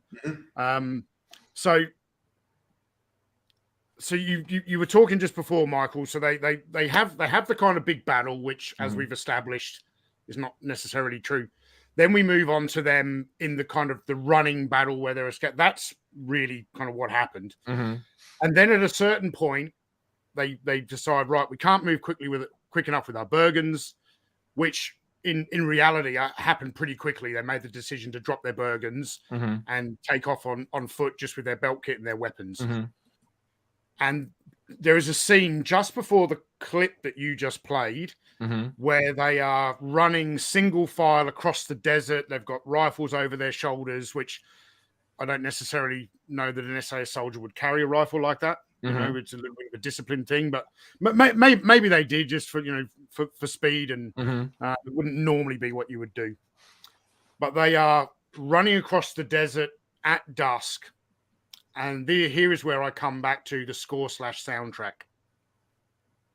In the original television miniseries, they play a song, Phil Collins, "In the Air Tonight." Wow. You can actually search that clip on YouTube. If you put in Bravo 20 "In the Air Tonight," it plays that part of the clip, and it really struck me when I watched this version, going, oh, they must have removed this for royalty reasons or whatever. It always struck me as an odd choice of song in the original television. Like, it sounds good, but it's like it doesn't really match. It doesn't play the whole song, but certainly that very, very slow intro, which these days I always associate with Mike Tyson and The Hangover. But sure. Yeah. Wow. So now they've decided, well, the mission is basically scrubbed, and now we've got to decide what we're going to do, because we've lost a lot of equipment. We're going to be surrounded if we're not careful. We got to get out of here. And they make the decision to head for the Syrian border. And this is when they underestimate, or don't, I shouldn't say that. They don't anticipate a 30-year record winter chill that lands in northern Iraq. And so they're all walking single file in the dark in the desert at night. And 3 of their guys get separated from the rest of them in the darkness, and they don't realize it until they turn around at one point to try and regroup with a guy who has hypothermia, and they realize they've lost 3 of their guys, which reminded me a lot of the scenes in Lawrence of Arabia where dudes would fall asleep on their camels, and a while later guys would look back and there'd just be a camel without a rider on it because the guy fell asleep, fell off the camel, and now he's gone. Here's a little bit of that. Hello, any call sign? This is Bravo 20. We're a ground call sign, and we're in the shit. Over. They're trying to get in touch with somebody that can help extract them, and it's not going well. Guy gets hypothermia. McNabb and the other guys, Tony and the other dudes, they get around him. They get him back to where he needs to be. And the next morning, as they're making the decision to make a hot tea anyway, even though it could give away their position, and it is, because as they're traveling, they're making a brew, Clemon.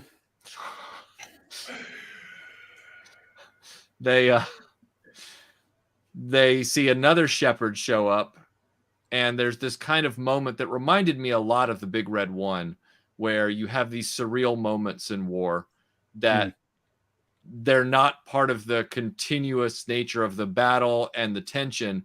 They're just these random things that happen, and you think they're going to be dangerous at first, and then they just become this surreal moment for anybody involved. And so there's this little bit here. Where is the market? Al souk. Bait. Ah oui. Joanne. He's asking the way to Sainsbury's. Jules. Summer. Jules. Oh, Jules. Summer. Fay Iraq. Oh, fucking outrageous. That's just like the guy's asking the way to Sainsbury's. Like, what's going on?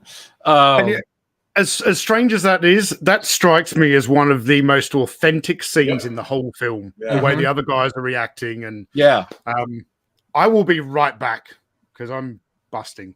Oh, okay. Too much brew. That brew, have you? Huh? You having a little problems? Shuts me down. Now I can get a word in edgewise.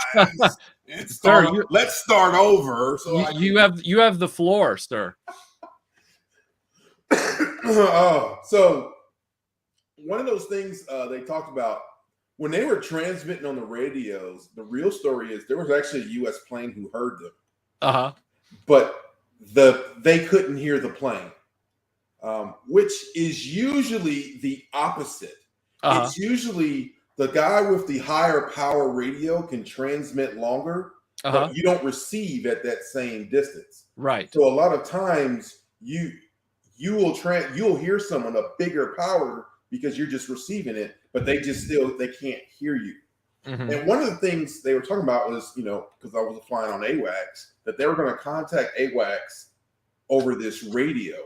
Right. And this particular radio, I had to ask Tony, because if it was like a UHF radio, I'm like, no, because we talk about line of sight and stuff. So I actually wrote math and did calculations somewhere, but there it is.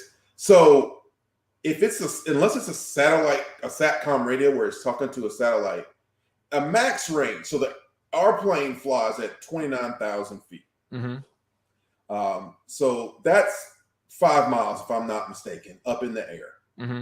Line of sight is based off of your antenna height, their antenna height, and they do a formula.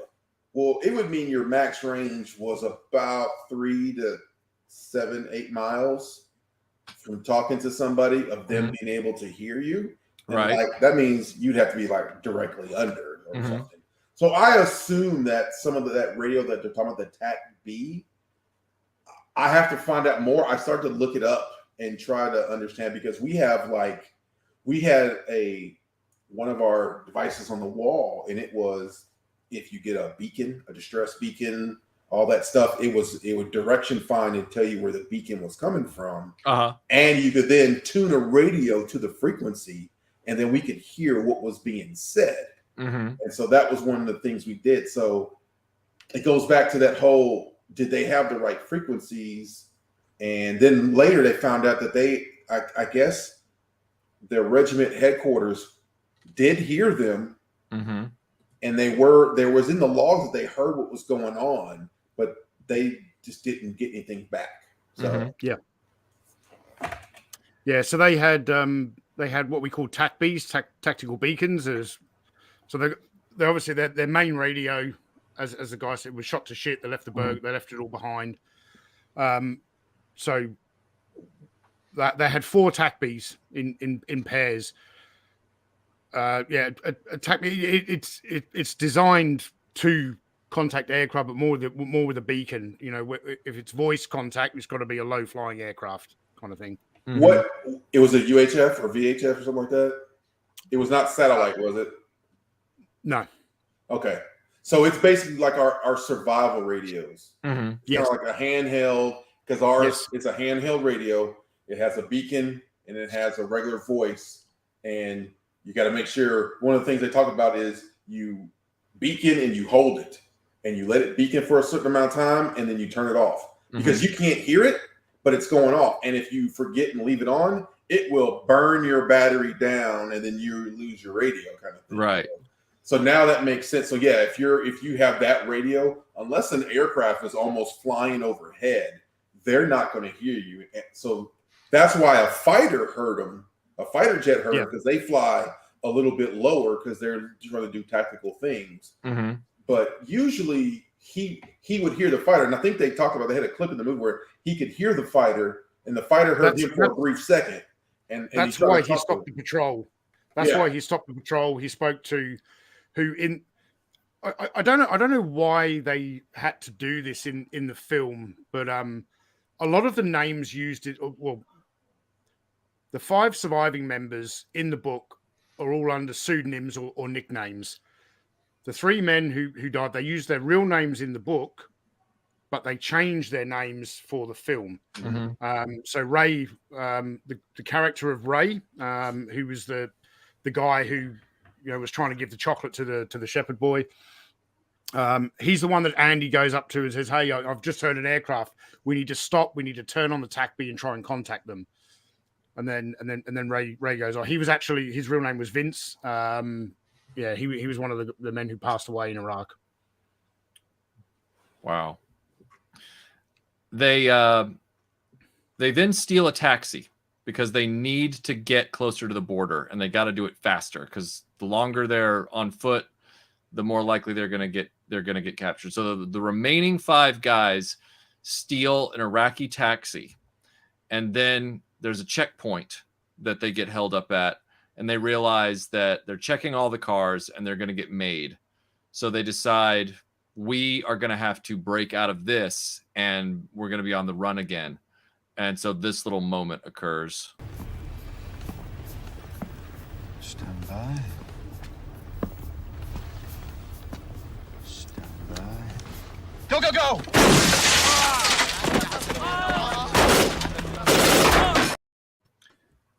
2 of the guys try and get away by literally jumping into the river because they decide we're out of here.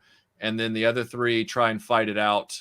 And they all kind of get separated. And Tony, is this, so from what I researched here, is this the scene in which Chris Ryan was around? Because there was a dispute of a fight in which Ryan saw what was going on. He said there was no shooting. They said, Andy said there was shooting, but I wasn't sure if it was like, this is what they were talking about.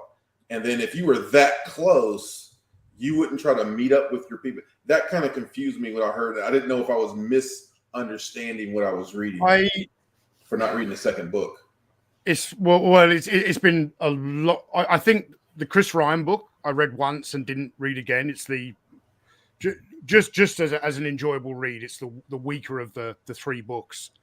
But I know, they traveled a fair distance in that taxi, so I can't see any way that Chris Ryan would have been able to hear that battle.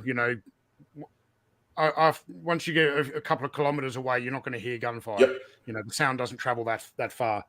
There's a lot of dispute about, again, much like the initial battle, how many people they actually killed, if any. But there was a gun battle on the bridge. I don't think it was a case of they waited till the guards got right up to the door of the taxi and then pretty much executed them.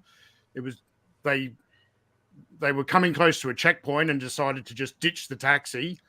Someone saw them and there was a long distance kind of a gun battle, and then they disappeared into the night. But just going back to what Michael was saying before, where they'd made this decision that, they were too far from the border. They needed to travel. They needed to get there faster. So they decided to take a taxi. That was actually not the right thing to do. That's not what training tells us to do. And as history would tell us, the one guy who remained on foot and walked, he actually got away. So taking a taxi was not a smart tactical decision. You do need to consider the fact that Mark had nearly died of hypothermia. They were, I'm sure they were conscious of his his health. They needed to get him warm.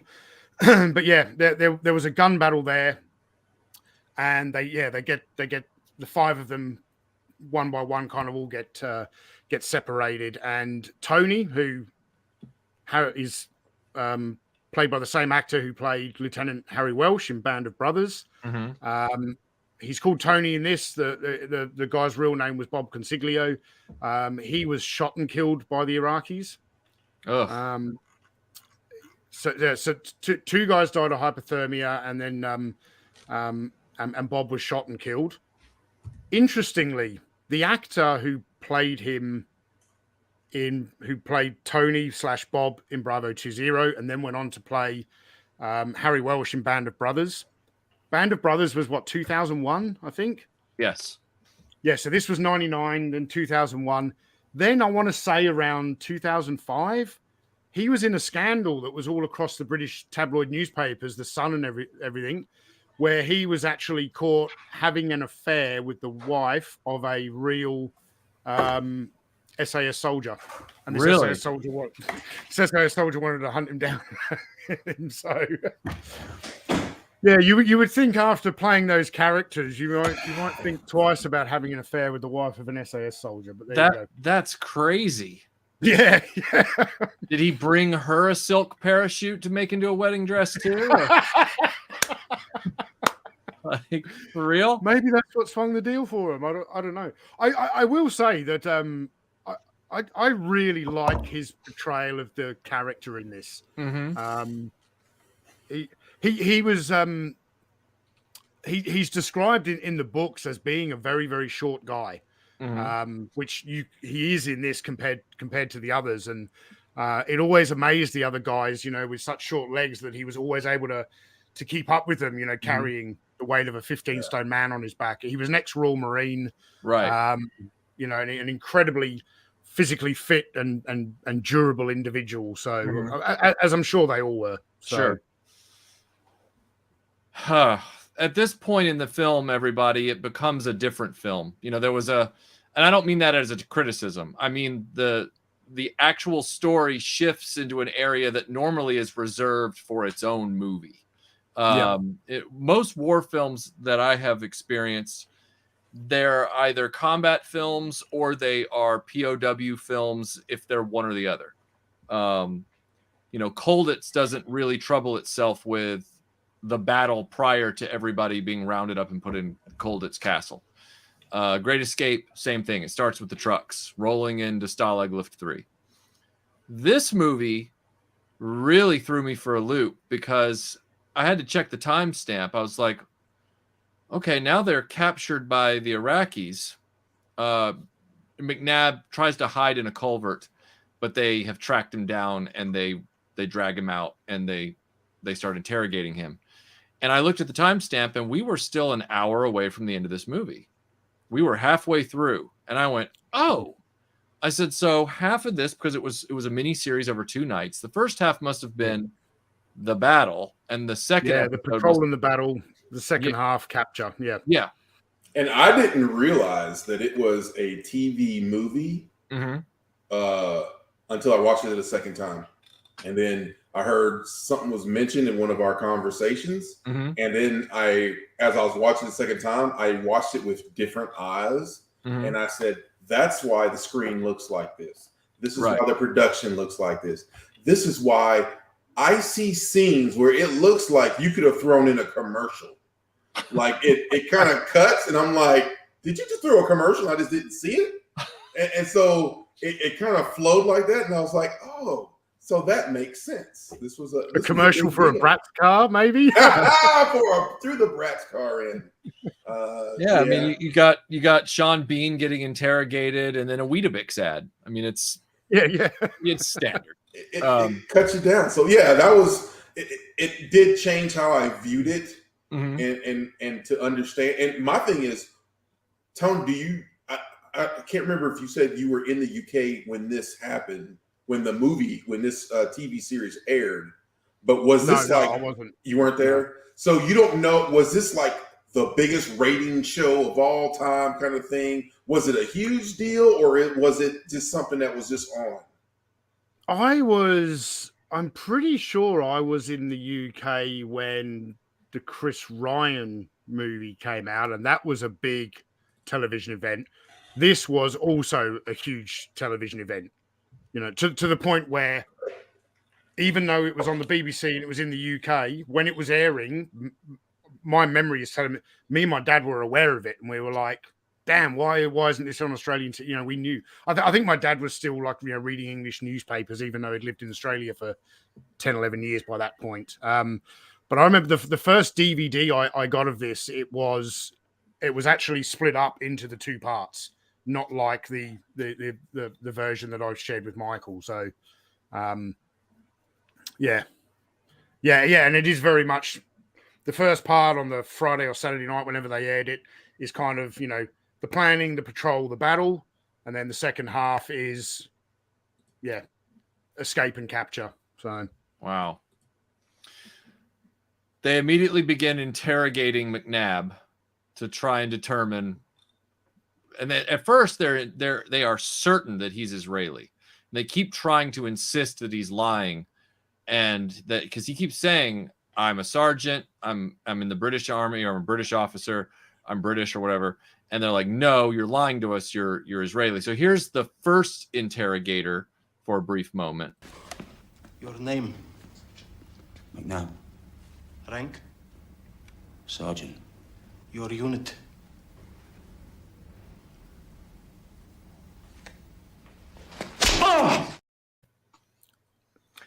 This guy is not the top brass. He is the guy that runs that post, and he has given him a really hard time. And I think at this point, MasterSun, you wanted to talk about the money belt.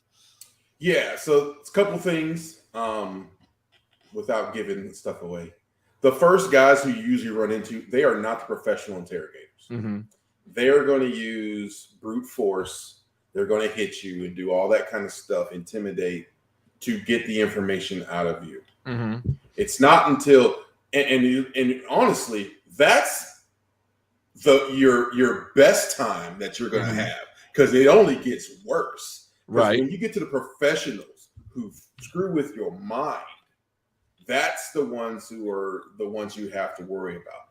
So the money belt thing is something this is a country difference, I'll say. He had, at one point he had this belt and it had gold coins on it. And it was basically to bargain to, if you give me information, give me something, give me food, I'll give you this. And that's like your bargaining chip. And yay or nay, Tony, that is what happens British wise. Yeah. So certainly then each man was given, I think it was 8 gold sovereigns, which they taped inside of, I think in reality, I think McNabb was in captivity for quite a while before they actually discovered this belt. Longer than it seems in the film. Because it was just like a fabric rifle sling type webbing material, and they were just like duct taped onto the inside, and it was just worn inside the trousers. Each man had that, as a bargaining chip should they kind of go on the run. So, American side, we don't do that, and here's the reason. If say I go through and there's this person here and I need you to help me. Here's the stuff, boom, boom, and we go. Another person comes through and for whatever reason, they've either used theirs up or they don't have it. They go to this person. They're expecting this coinage, this money. Well, when it doesn't happen, they could get pissed. And they could be like, well, I'm going to go tell that you're here because, this other person gave me 2 and you're trying to give me 1. So there was a lot of that. And so that is why we didn't do that type of thing. But I thought it was very interesting that they threw that in. I think the difference here would be if you look back at the last, say, 20 years in Afghanistan, where we actually have a large number of forces on the ground, we are somewhat occupying that country. That would definitely factor in, and we wouldn't do it in that type of a conflict. Whereas this here, there were not many foreign troops actually on the ground. Yeah. So it would be a very, very different scenario if we had forces all over the country occupying it. Yeah. This is the very definition of, behind enemy lines because there were no other troops on the ground there. So then a top brass guy shows up, a more formal interrogator and or officer, a legitimate authority, to initially question him officially, and he's trying to be professional and persuasive and all that kind of stuff. He's not some megalomaniac or anything like that, or a sadist. And at this point, McNabb is still trying to do his duty and just name, rank. You know, I'm not going to tell you anything else. So, what was your task, Andy? Please, don't insult me. I don't even know where I am. The officers, they just ordered us about and not tell us anything.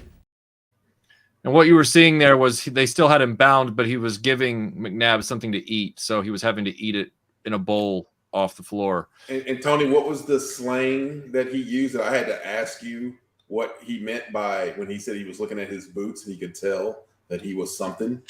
Yeah, when the guy first walks into the room and Andy is blindfolded and sitting down, he can just see down underneath the blindfold, and he's staring at the boots, and there's narration that makes mention of they were probably handmade in London. This boy must have been a Rupert. Rupert is British military slang for an officer. So from his boots, he could tell he was some kind of a high-ranking officer. So going back to what we were talking about before, the British Special Forces, we have extensive training in escape and evasion, resistance to interrogation. It's like a 2-part course. The escape and evasion part, and then the resistance to interrogation part. And it's how to behave once you're captured. And it's not, you're not trained to stick your chest out, you know, you're not getting anything out of me. You are trained to make yourself very, very timid, and, you know, there's no need to go out there and try and get yourself beaten up, but you do have to maintain operational security, at least for a certain amount of time. You know, be it 24 hours or 48 hours, enough time so that the squadron or regimental headquarters, once they know that you've been compromised and they've lost communications and you are potentially captured, they need time to change any other operations that you might have some knowledge about. You are also taught that you should try to escape, and the sooner the better, because the further you go down the line, the harder and harder it is. And this really shows that quite well, where initially they're at a forward base being interrogated by a captain. Yep. You know, then potentially they would have gone up to like a battalion headquarters being interrogated by a colonel. And basically they would get closer and closer to Baghdad along the way until they were eventually in a jail in Baghdad with the secret police. Yep. So the further back you go, the more difficult it is to escape. When it comes to the information that he can provide, and this comes from the Geneva Convention. It used to, at this time in 1991, it was referred to as the Big Four pieces of information. It's now the Big Six. And those pieces of information are name, rank, serial number, and date of birth. Not unit, not mission type, nothing else. Name, rank, serial number, date of birth. This day and age, it's now the Big Six. You also add on to that blood group and religion. So name, rank, serial number, date of birth, blood group, religion is all the information you're allowed to give. But they and that's like Red Cross stuff. That's supposed to be, if we're civilized countries and I have captured an enemy, first of all, I'm going to treat them with, you know, dignity and respect. And the information that I am getting is to tell the other guys, hey, I got your guy. Here is all of his stuff. And I'm going to treat him humanely, give him the respect that he needs, make sure he's got the medical condition, make sure anything that's taken care of. When you have countries who have signed the Geneva Convention and will abide by it. But even though I'm going against a country that didn't sign it, I still have to abide by it, even though they may not. Yeah.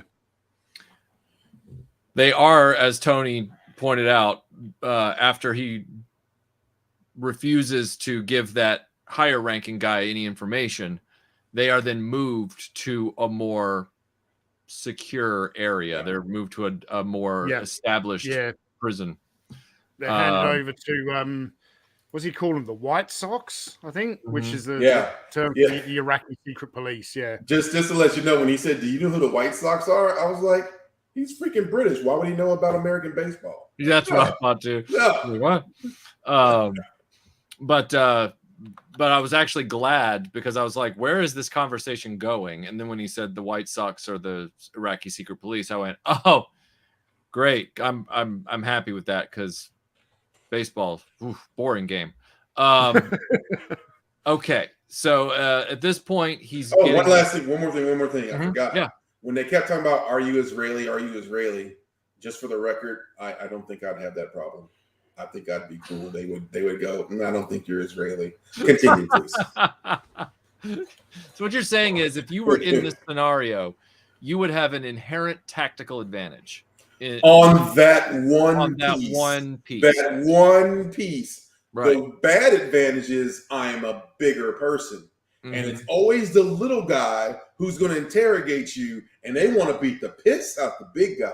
So I'm fodder at that point. I'm going to be jacked up. So yeah, they have like 5 guys hold you back, and then he picks up a brick. Yeah, no, it's not good for the big guy. Yeah.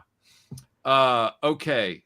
Here's a moment where after he's been McNabb has been interrogated again in this new facility, and they are not giving him any quarter, and he goes back to his cell. He's thrown back into his cell, and there's this little bit of inner monologue that I thought was pretty poignant. There's nothing you can do about pain. You've just got to accept it. But it's great when your body says that's enough and starts to drift you off into unconsciousness.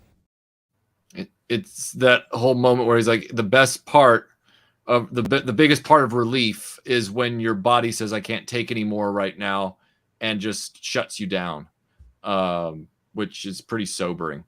And they're still fixated on the idea that he is an Israeli operative, that he is from Israel. And at this point, they've literally stripped him down. They've taken away his dignity. They've been, interrogating him for days. And he just tells them, "I can prove to you that I am not Israeli." I can prove I'm not an Israeli. How? Because I have a foreskin. I don't know it's not. What, Andy? A foreskin. Jews are circumcised. It's part of their religion. How desperate does one have to be at that point to be like, "Look, I can prove it. Yeah. Just look at my little sergeant. Just look." Again,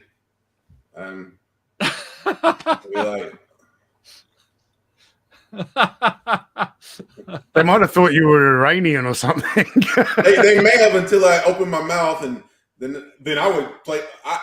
Hey y'all, I'm not one of them. I'm American. Would that have been worse for you though? Maybe you should try and say, "I'm Sudanese" or something like that. At that time, though, in '91, no one really. We weren't really we weren't really worried about then. Nowadays, I'm like, dude, I'm Australian. I don't even know. Hey, mate. Something. Is that why you've got Kylie Minogue and a dingo on your t-shirt? I'm setting it up. Oh. Finally, he gets to a point where there's this bit of narration where he says something to the effect of, "I had done my best to do what King and Queen and Country wanted me to do, but now I've got to think about the 2 other guys that are still alive that are with me being interrogated as well." So he tries to lean into the story that they all agreed before they left for the mission that they would use, which is, we are a rescue team that looks for downed pilots, and we are medics. Yep. And he breaks this out right here. I'm a member of a search and rescue team. And what do you do, Andy? We're rescued down pilots. They don't quite believe him, I don't think, if I recall correctly. They're not buying that one. And eventually he just decides, I'm going to tell them that I was still not a combatant, but he starts giving them like a fake-ish story that's just off to the left of the truth, in the hopes that that will, and it actually does work a little bit, because they start to get treated a little better, and they're allowed to share a cell together. And at one point they're given these candies, and they hate the green ones. That's been established all the way back at the beginning of the film. And then there's this moment, and I'm getting back into my filmmaker mode here because I find this really weird. There is this stylistic moment where all three guys are in the cell, and Sean Bean is narrating. And then suddenly he's not narrating, but he ain't on screen. But it's like you're in his eyes, but you don't figure that out immediately. And I said to myself, wait a second. They haven't done this the whole film.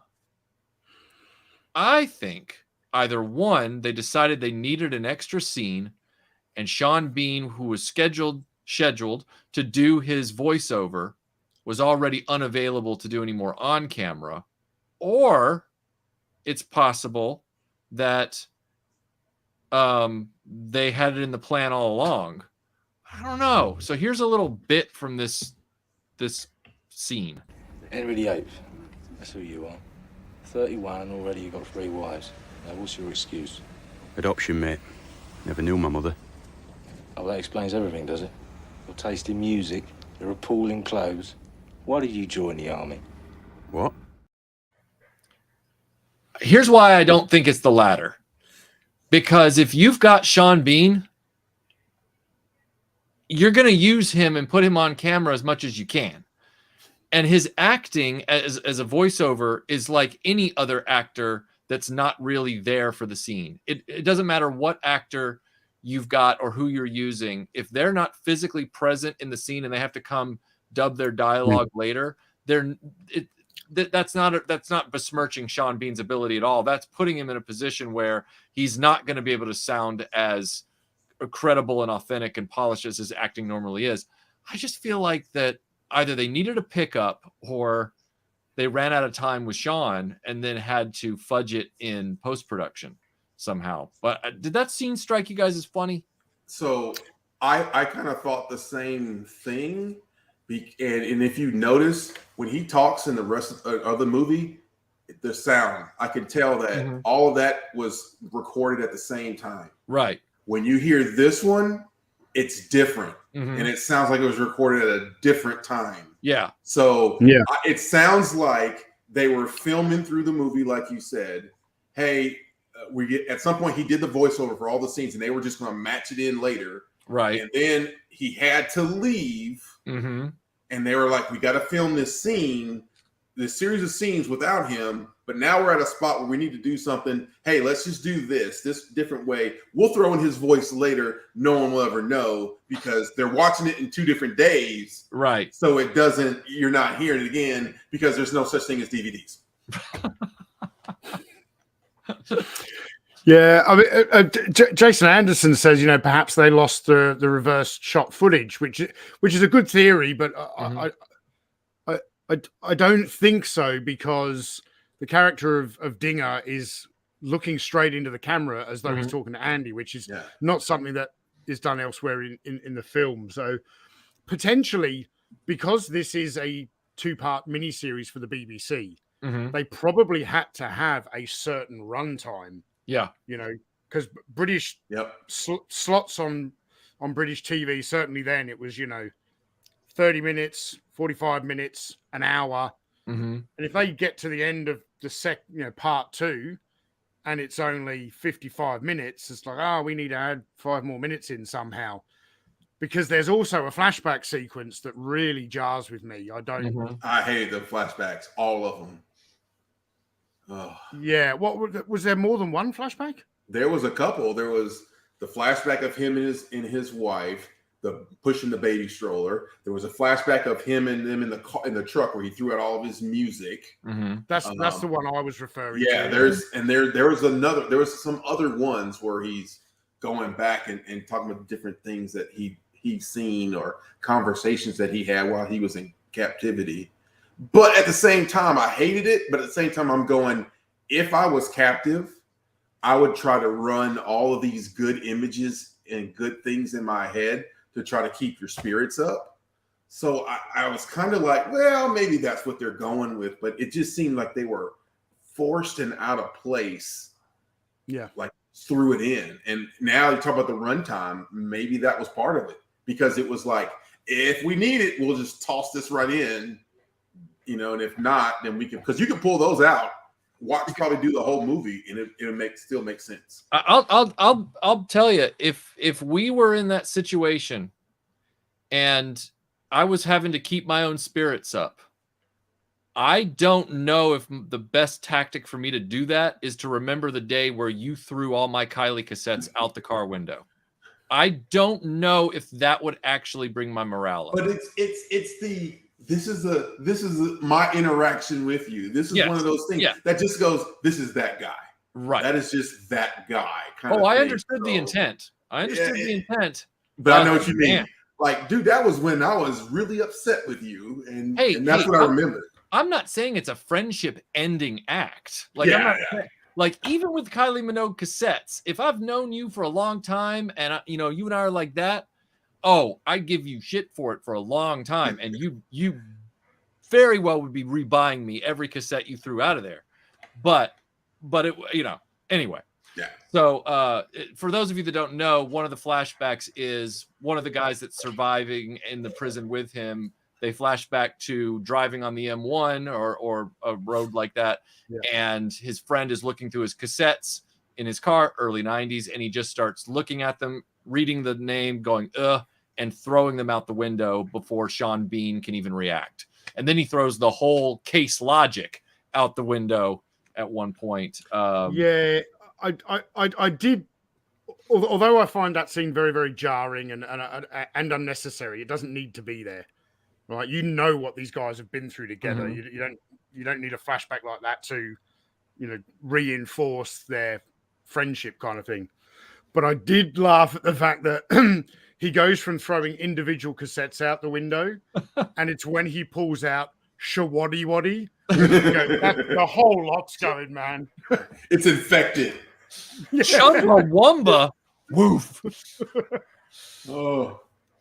Hey, what was the movie? I'm going back. I'm going to the experts. There was another movie, and I believe it was, I want to say it was the Hanoi Hilton movie, where they're interrogating, and at one point he does the same thing, how he says, I got to start looking out for us. So the guy says, hey, I'm going to tell you some things. And the guy's like, okay. And he's like, what was the radar system on your plane? Mm-hmm. And the guy goes, it's the same one that was on the B-17. And for all you don't know, the B-17 did not have radar. Right. But the interrogator was like, we thought so. Yeah, we thought so. We kind of knew it. And you're sitting there, so you're thinking of, that scene of, I was waiting for him when I was first watching this movie, when he was saying this stuff, I'm like, all right, I want to hear this elaborate story that he is gonna kind of come up with. But in all actuality, elaborate stories you forget and mess up, and they make it seem like they asked him one time what something was. It's just like if the police pull you over and they ask you the same question like 4 and 5 times, they're trying to see if you're lying. Sure. And you don't want to get caught lying. So, but I thought that was kind of, I was waiting on this thing of who are you? What did you do? And you were he's looking at the map and stuff. And it was pretty interesting on that one. Police never got me on that little trick. They kept trying to tell me that I was driving with my phone in my hand, and I all 5 times, consistent answer. I was like, no, I was chowing down on a whatchamacallit. I admit it. It's big enough to look like a phone, but it was my whatchamacallit bar wrapper. Anyway, I put this. I have 2 more clips left. I put this one in here because as they're treated better, marginally, they're also still tortured a little bit or a lot by their captors.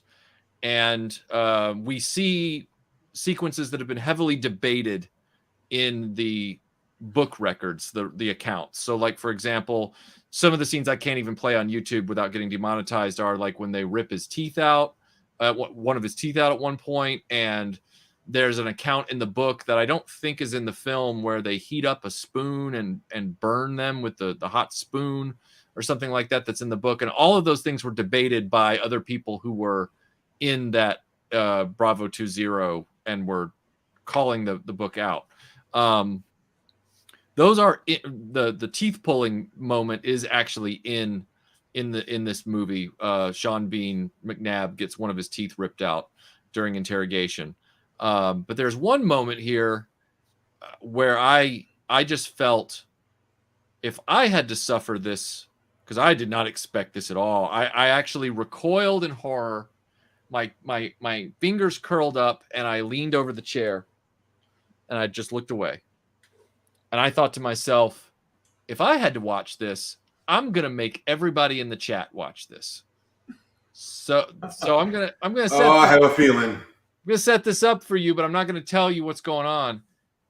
McNabb has latrine duty, and he's taken out there by the guard.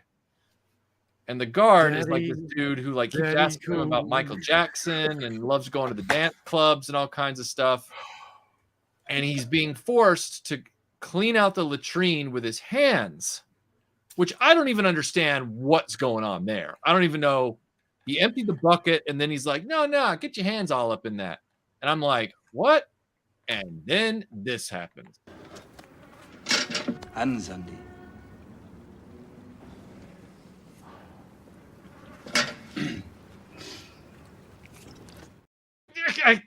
You were spared, everyone, because I put the caption in there on the bottom so that you didn't have to do the whole thing.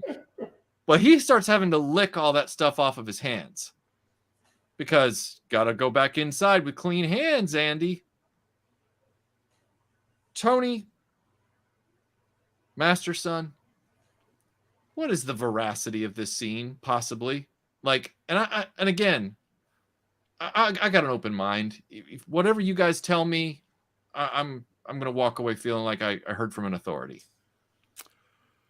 Well,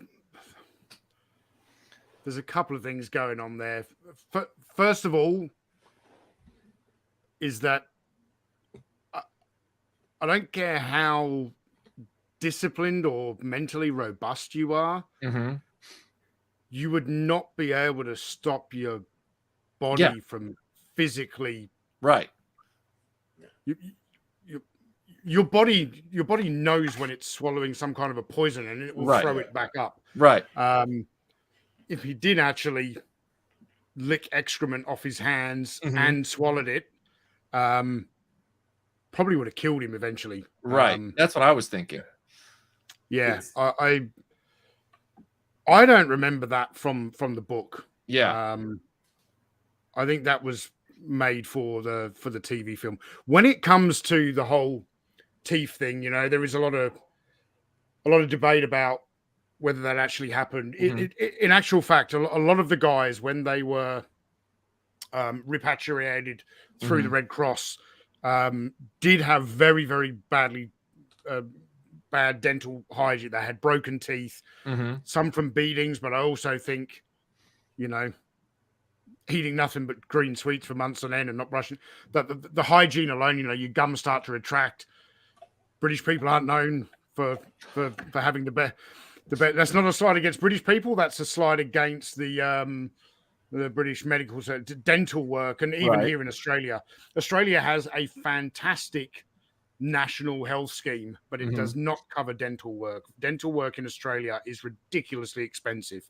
Wow. I get most of my work done in Thailand when we go over to Thailand. So, so whether they actually had teeth pulled or not, I don't know. But the guys certainly did have a lot of dental issues, including Chris Ryan, and he wasn't captured, but he had a number of. He fell over delirious because he marched like for 7 days and 7 nights to get to the Syrian border. with very little. At one point, he drank from a tap that was had a chemical and it actually had like effluents in it, which has caused issues with his body that he still suffers with today. But he burnt the inside of his mouth, and at one point he got so delirious he just fell flat on his face and broke his own nose. But still made it to Syria. It's the longest recorded escape and evasion in military history that I know of. Wow. Always think of when you're in power, when you are a person who is on the low end of things, and you finally have a part of your life where you have power over somebody. Some people tend to be assholes, unnecessarily assholes. And it's usually a lower ranking person, lower education, just they've been treated bad. And now this is their opportunity to treat someone bad. And I won't get in trouble for it. And we're humans. And sometimes you'll get those humans who do that. What was it? We had the incident at, was it Belgrade prison or wherever we did? Abu Ghraib. Where we had those pictures of those, making them do stuff and making them do all these things and taking pictures with it. A, you got two things. One, the power thing that I talked about. And two, they were all young. And when you're young, I don't care who you are, you do dumb shit. Right. It's how your dumb shit manifests. And that's one of the things of me being prior enlisted and then becoming an officer. Whenever I was in charge of airmen and airmen screwed up and I had to hear their story and give discipline, it was always, tell me what you were thinking. This is what I did. Because I want to hear your thought process of how did you get to this thing. And sometimes somebody would do this thing and I would hear their thought process and just go, I see where you got from A to Z. I understand how that happened. Here is where you screwed up and where you should have asked for help. And I do not hammer that person. Yeah. Somebody else could have done the same thing to a point, but they were just like, I knew I'd get caught on Monday, but on Friday I didn't care. Oh, okay. I don't care either. You about to get everything. Right. So I think that scene is kind of indicative. And I know it's a Hollywood type thing, but it is indicative of how someone with no power who finally has something and then they go full bore the other way to try to dehumanize somebody. And also this whole movie, I mean, we were still in the Gulf. We were still fighting type thing.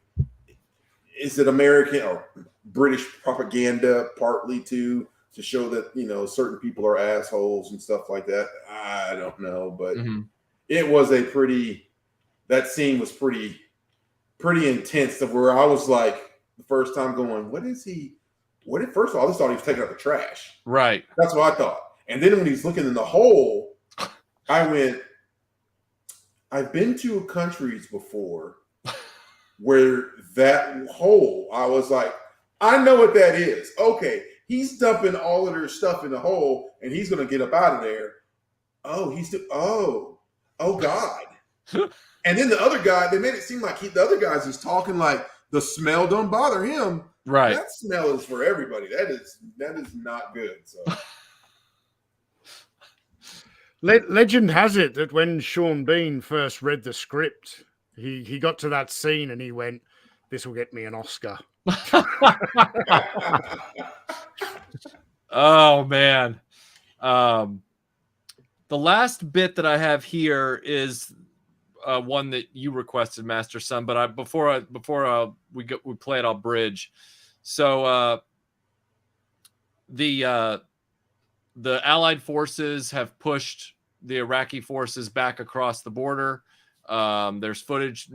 This is the first time in a long time that news footage in the movie gets played in. We see General Schwarzkopf from one of his press conferences, and then we see McNabb among a bunch of other found POWs, I guess, and they're in, coveralls at a hospital of some kind, and they're being checked. And the nurse says to him, "You need to come with me before they start taking hostages." And she quickly pulls him out of the room. He doesn't follow her for 4 steps before he sees one of the guys that he thought had been lost in all all the craziness. Not even lost. He thought he'd been killed. Yeah, I thought he'd been killed. And he was one of the guys that jumped in the river. And so he leaves the nurse and walks up to this guy and has this protracted reunion with this dude. And I kept waiting for the nurse to walk back up to him and say, "We have to go." That never happened. And I was kind of like, oh. It was bad writing. Yeah, I was like, what happened to that urgency from a second ago? And then it cuts to him back in the UK. You can actually see the real video. I found it on YouTube of those two when they were in, along with other POWs who were being repatriated. And it shows them being pulled in from the Iraqis, sitting at this big table, and they pan to the camera, and then they pan to them two on the side. And it's like, the funny thing is, when I was watching this video, I was like, American.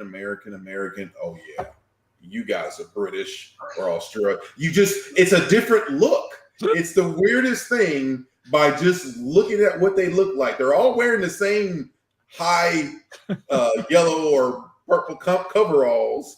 But when you get to the people who are not American, I go, "You ain't American." I don't know if it's because, you guys are 50 pounds less than us or something, but it's just something about, and the way your hair, the cut, the mutton chops, I don't know. But I was just like, yeah, it's them too. I know who that is. I'm waiting for Tony to have a comeback on this. I don't know what it's going to be. Well, MasterSun ended that with the whole mutton chops thing. I don't know who.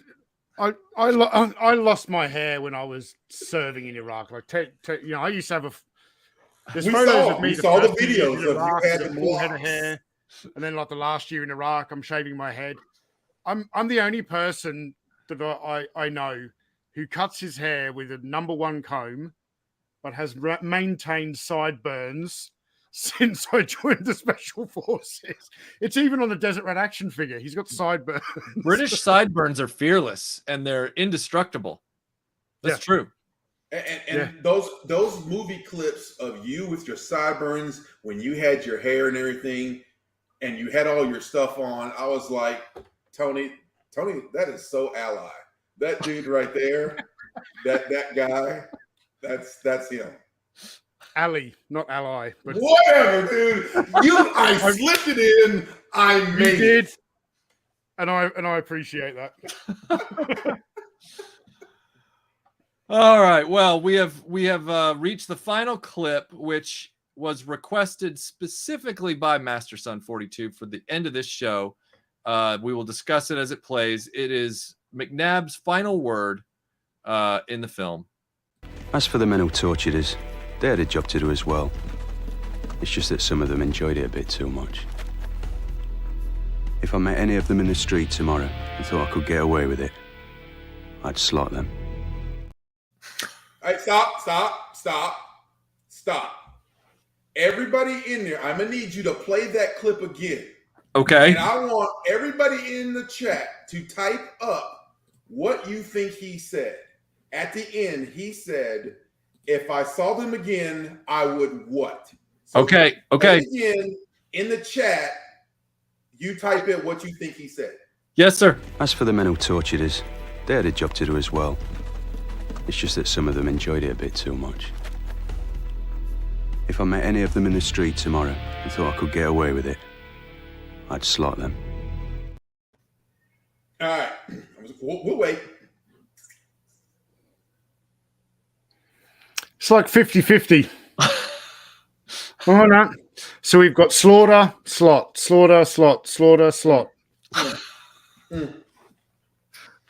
Because I'm only putting this out there because I thought it was one thing. I was chastised and You correct were it. chastised. Tell me, ha ha ha ha. It was ha ha ha ha. Stupid American. That is British slang. And I was just like, whoa, you guys say words, sentences, and conjunct that shit where I don't sound like it said. Your recollection of this private chat is stretching the limits of credibility. Much As my friend Michael says, I have the receipts. Okay, so don't make me copy and paste. So, chat, what happened yesterday? We've got a War Stories group chat, and Clemens messages the group chat and says to Michael, can you please grab that final clip where Andy McNabb says, if I saw them in the street today and thought I could get away with it, I'd slaughter them. And of course, Know-All Me jumped in the chat and goes, ha, ha, ha, ha, ha. That's not what he says. And I was like, what the hell does he say then? It was like, he slots them. I would slot them. So as you can see in the chat, there's a lot of people saying slaughter. Technically, it means the same thing. But in Special Forces slang or British military slang, to slot someone means to shoot them in the head, or a double slot is like a double tap. I just didn't want MasterSun to come in here and start talking about him wanting to slaughter people and having all the British members of the chat going, that dummy MasterSun doesn't really know what he said.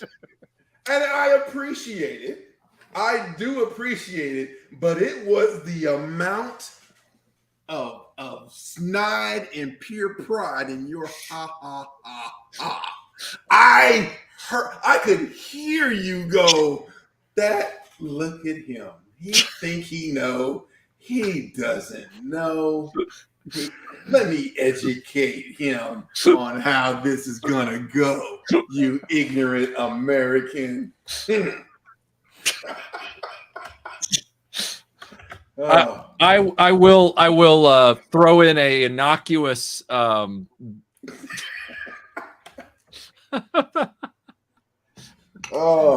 you posed that way, all I heard was I just heard a camera go.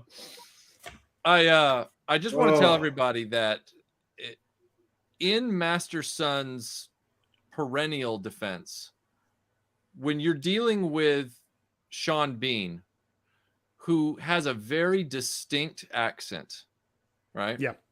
Which I have been familiar with since my obsession with the film Patriot Games. Even though he was playing Irish then, yeah, it's still basically Sean Bean. Like his voice is very distinct. And I just want to make it clear that when I'm asked to hear slaughter, I can hear slaughter, and when I'm asked to hear slot, I can hear slot. And I'm not trying to be diplomatic. I'm being truthful. Like I can actually hear both if I decide which one I want to hear, even though we know literally what he said. And just to give you my favorite Sean Bean line reading of all time, which is from Patriot Games, Patrick Bergen comes up to him to let him know that he did not successfully kill Harrison Ford's wife and daughter. And he says, "They're not dead, Sean. They survived it." And he goes, "Doesn't matter." And then Sean Bean says, "It does matter." And then he walks off. And that's my favorite Sean Bean line ever. All right, everybody. I think he's from Sheffield. He's got like a Midlands accent, which he didn't even try to curb it in this film. So yeah, he just spoke with that accent. And as Jeremy Clarkson would then respond, "The Midlands." Anyway, so yes. How do you guys feel about this movie as a record of Desert Storm? Because it's the Desert Storm, while it has a few movies, they're not as numerous as World War II, Vietnam, and other engagements.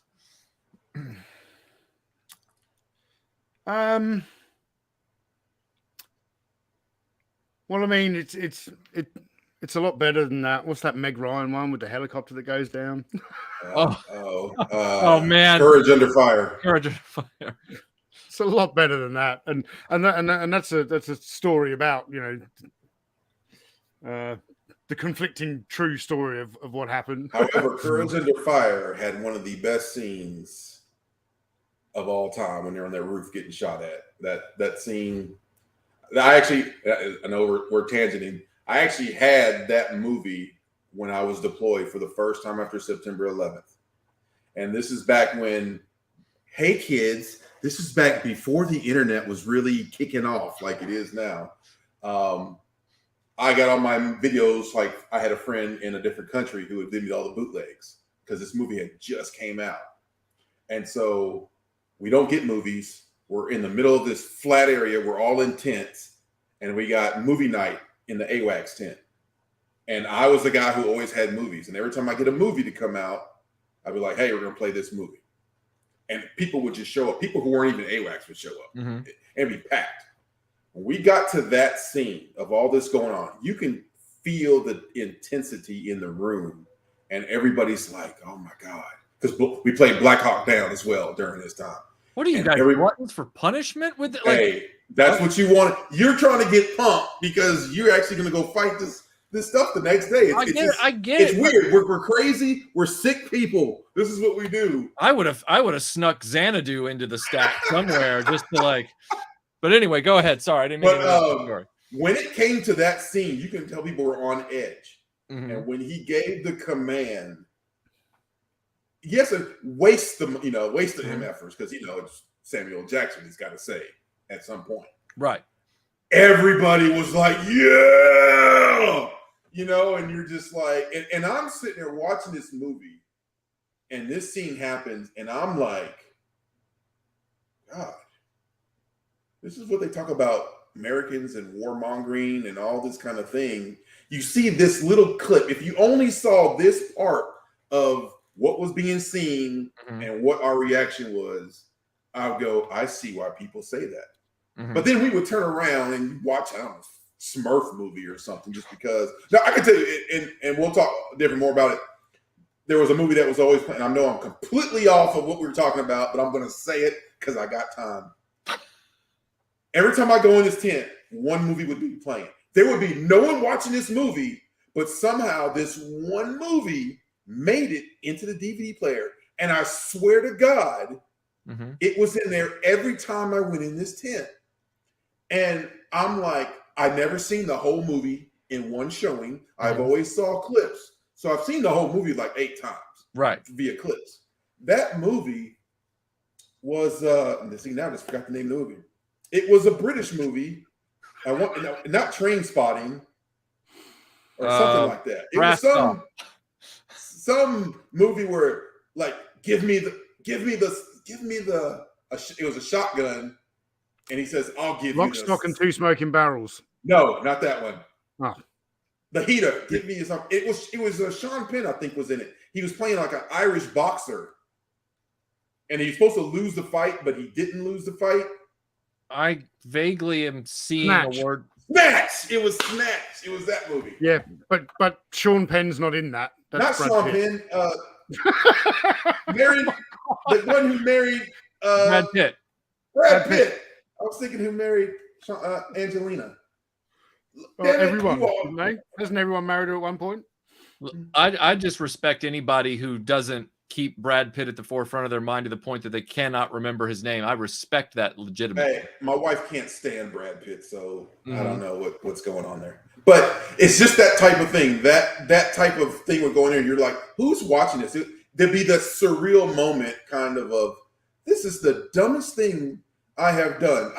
I have done dumb stuff.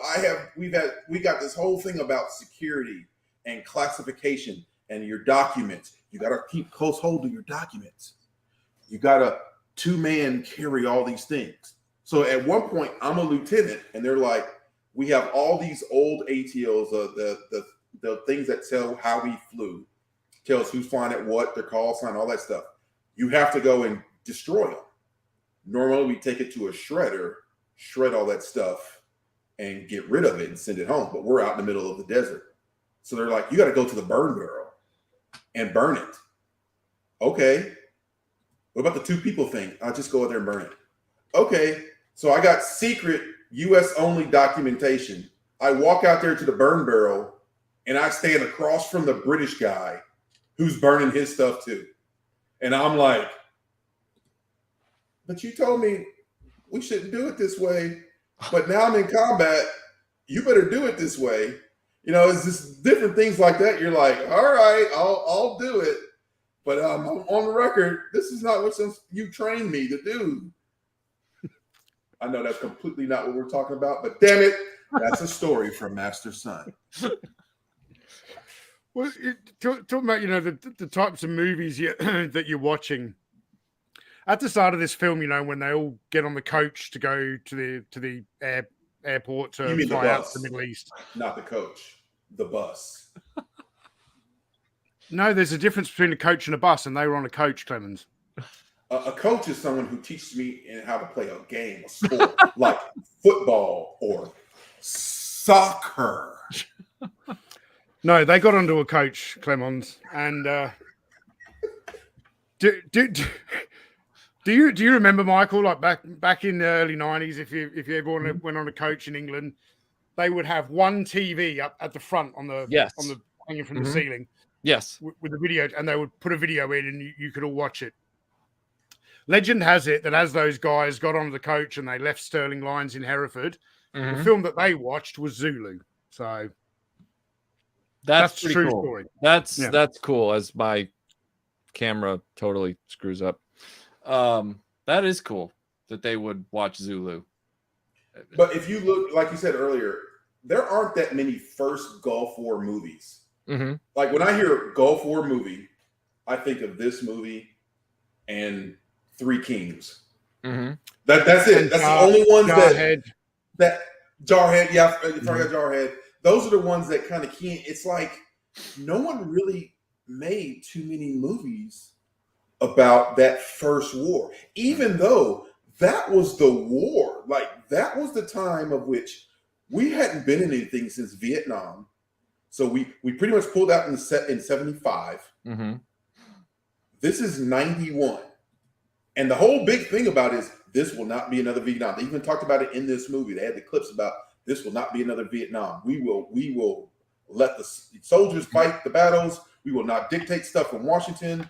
All this stuff. You had the general, all this thing of we had this grand plan and we thought we were going to be in for the fight of our lives.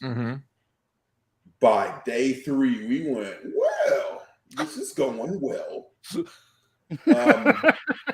You know, I'm okay. You know, when you hear the first person was killed, and I remember this distinctly because my sister was over there. My sister was she's 8 years older than me, and she was in the Air Force and she was a captain and she was deployed. I think she was a lieutenant at the time.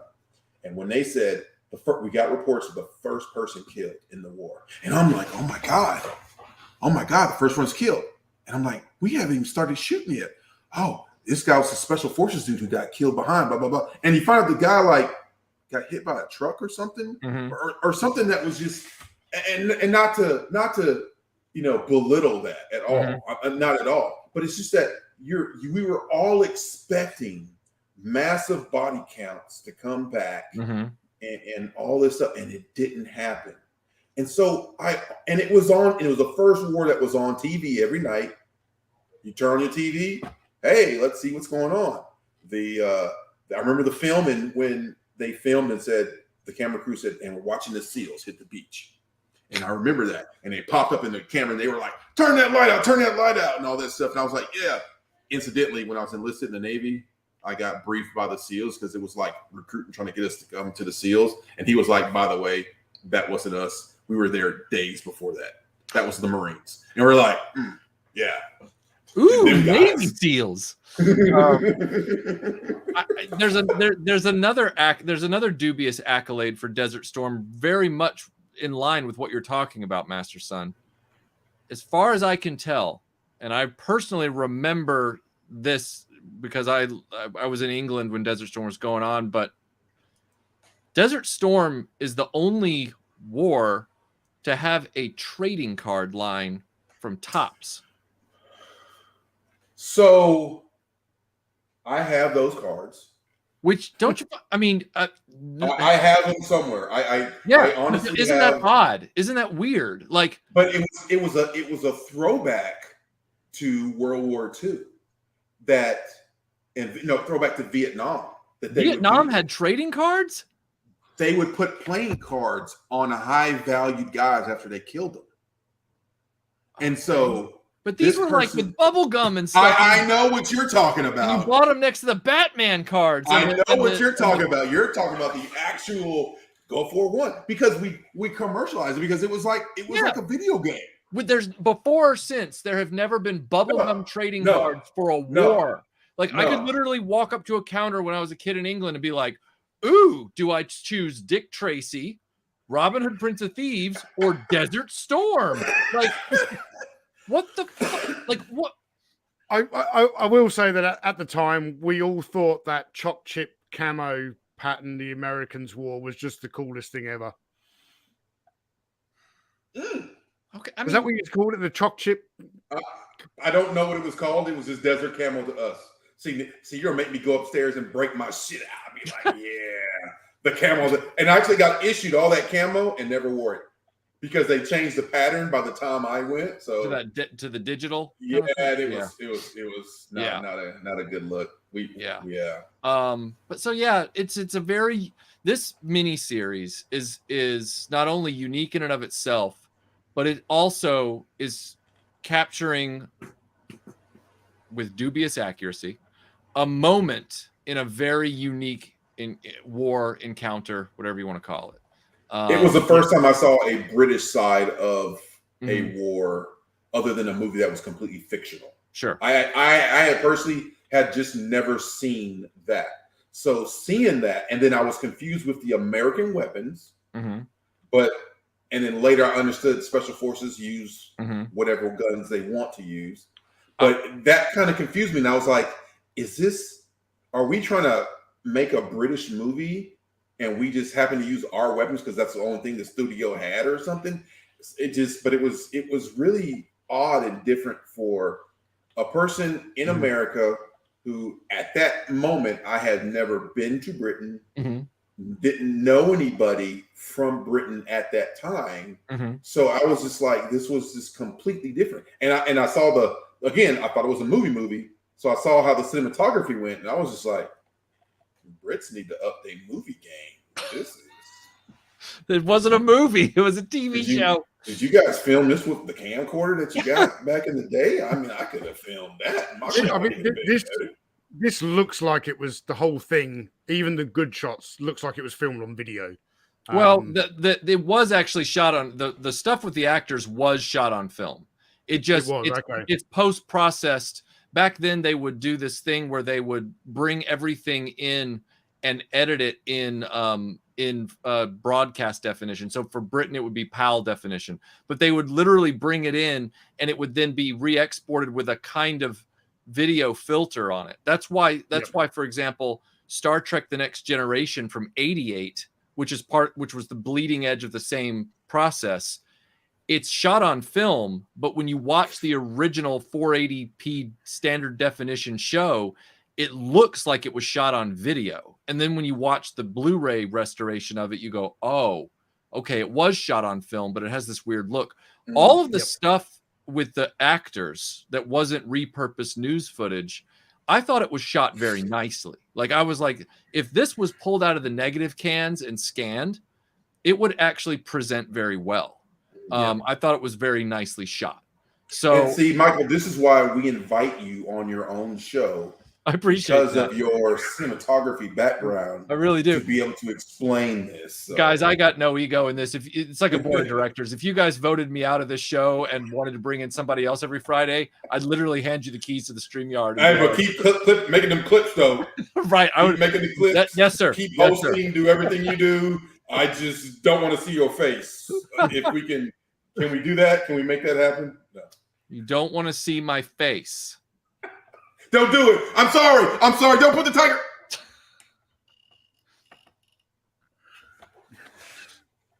I apologize, Chad. Anyway, well, with that, everyone, we hope you have enjoyed this installment of War Stories. Personally, for me, it's been my favorite episode to do so far. I've had the most fun in the last 2 hours and a half. I hope it went fast for my two co-hosts who may or may not feel dragged to this show every Friday. I don't know, but I don't think they are. Not. Okay, because I feel like it will be a gentle hostile takeover. Like they'll make me lick the shit off my hands, but there'll be a good show that comes from it. So, I have a little bit of news, guys, for both of you on the War Stories front. If as an ending to this episode, I have been informed and I've gotten confirmation that Conrad from Movie Oubliette really wants to do a War Stories episode with us on the Christopher Nolan film Dunkirk. Oh my God, that's a long film. Isn't it only 90 minutes?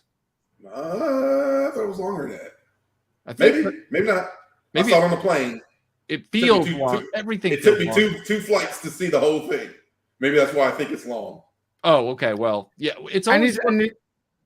Is that because Conrad really likes that film, or because he doesn't like that film? Yes, he really likes Dunkirk, and he wants to come on the show and talk about it with us.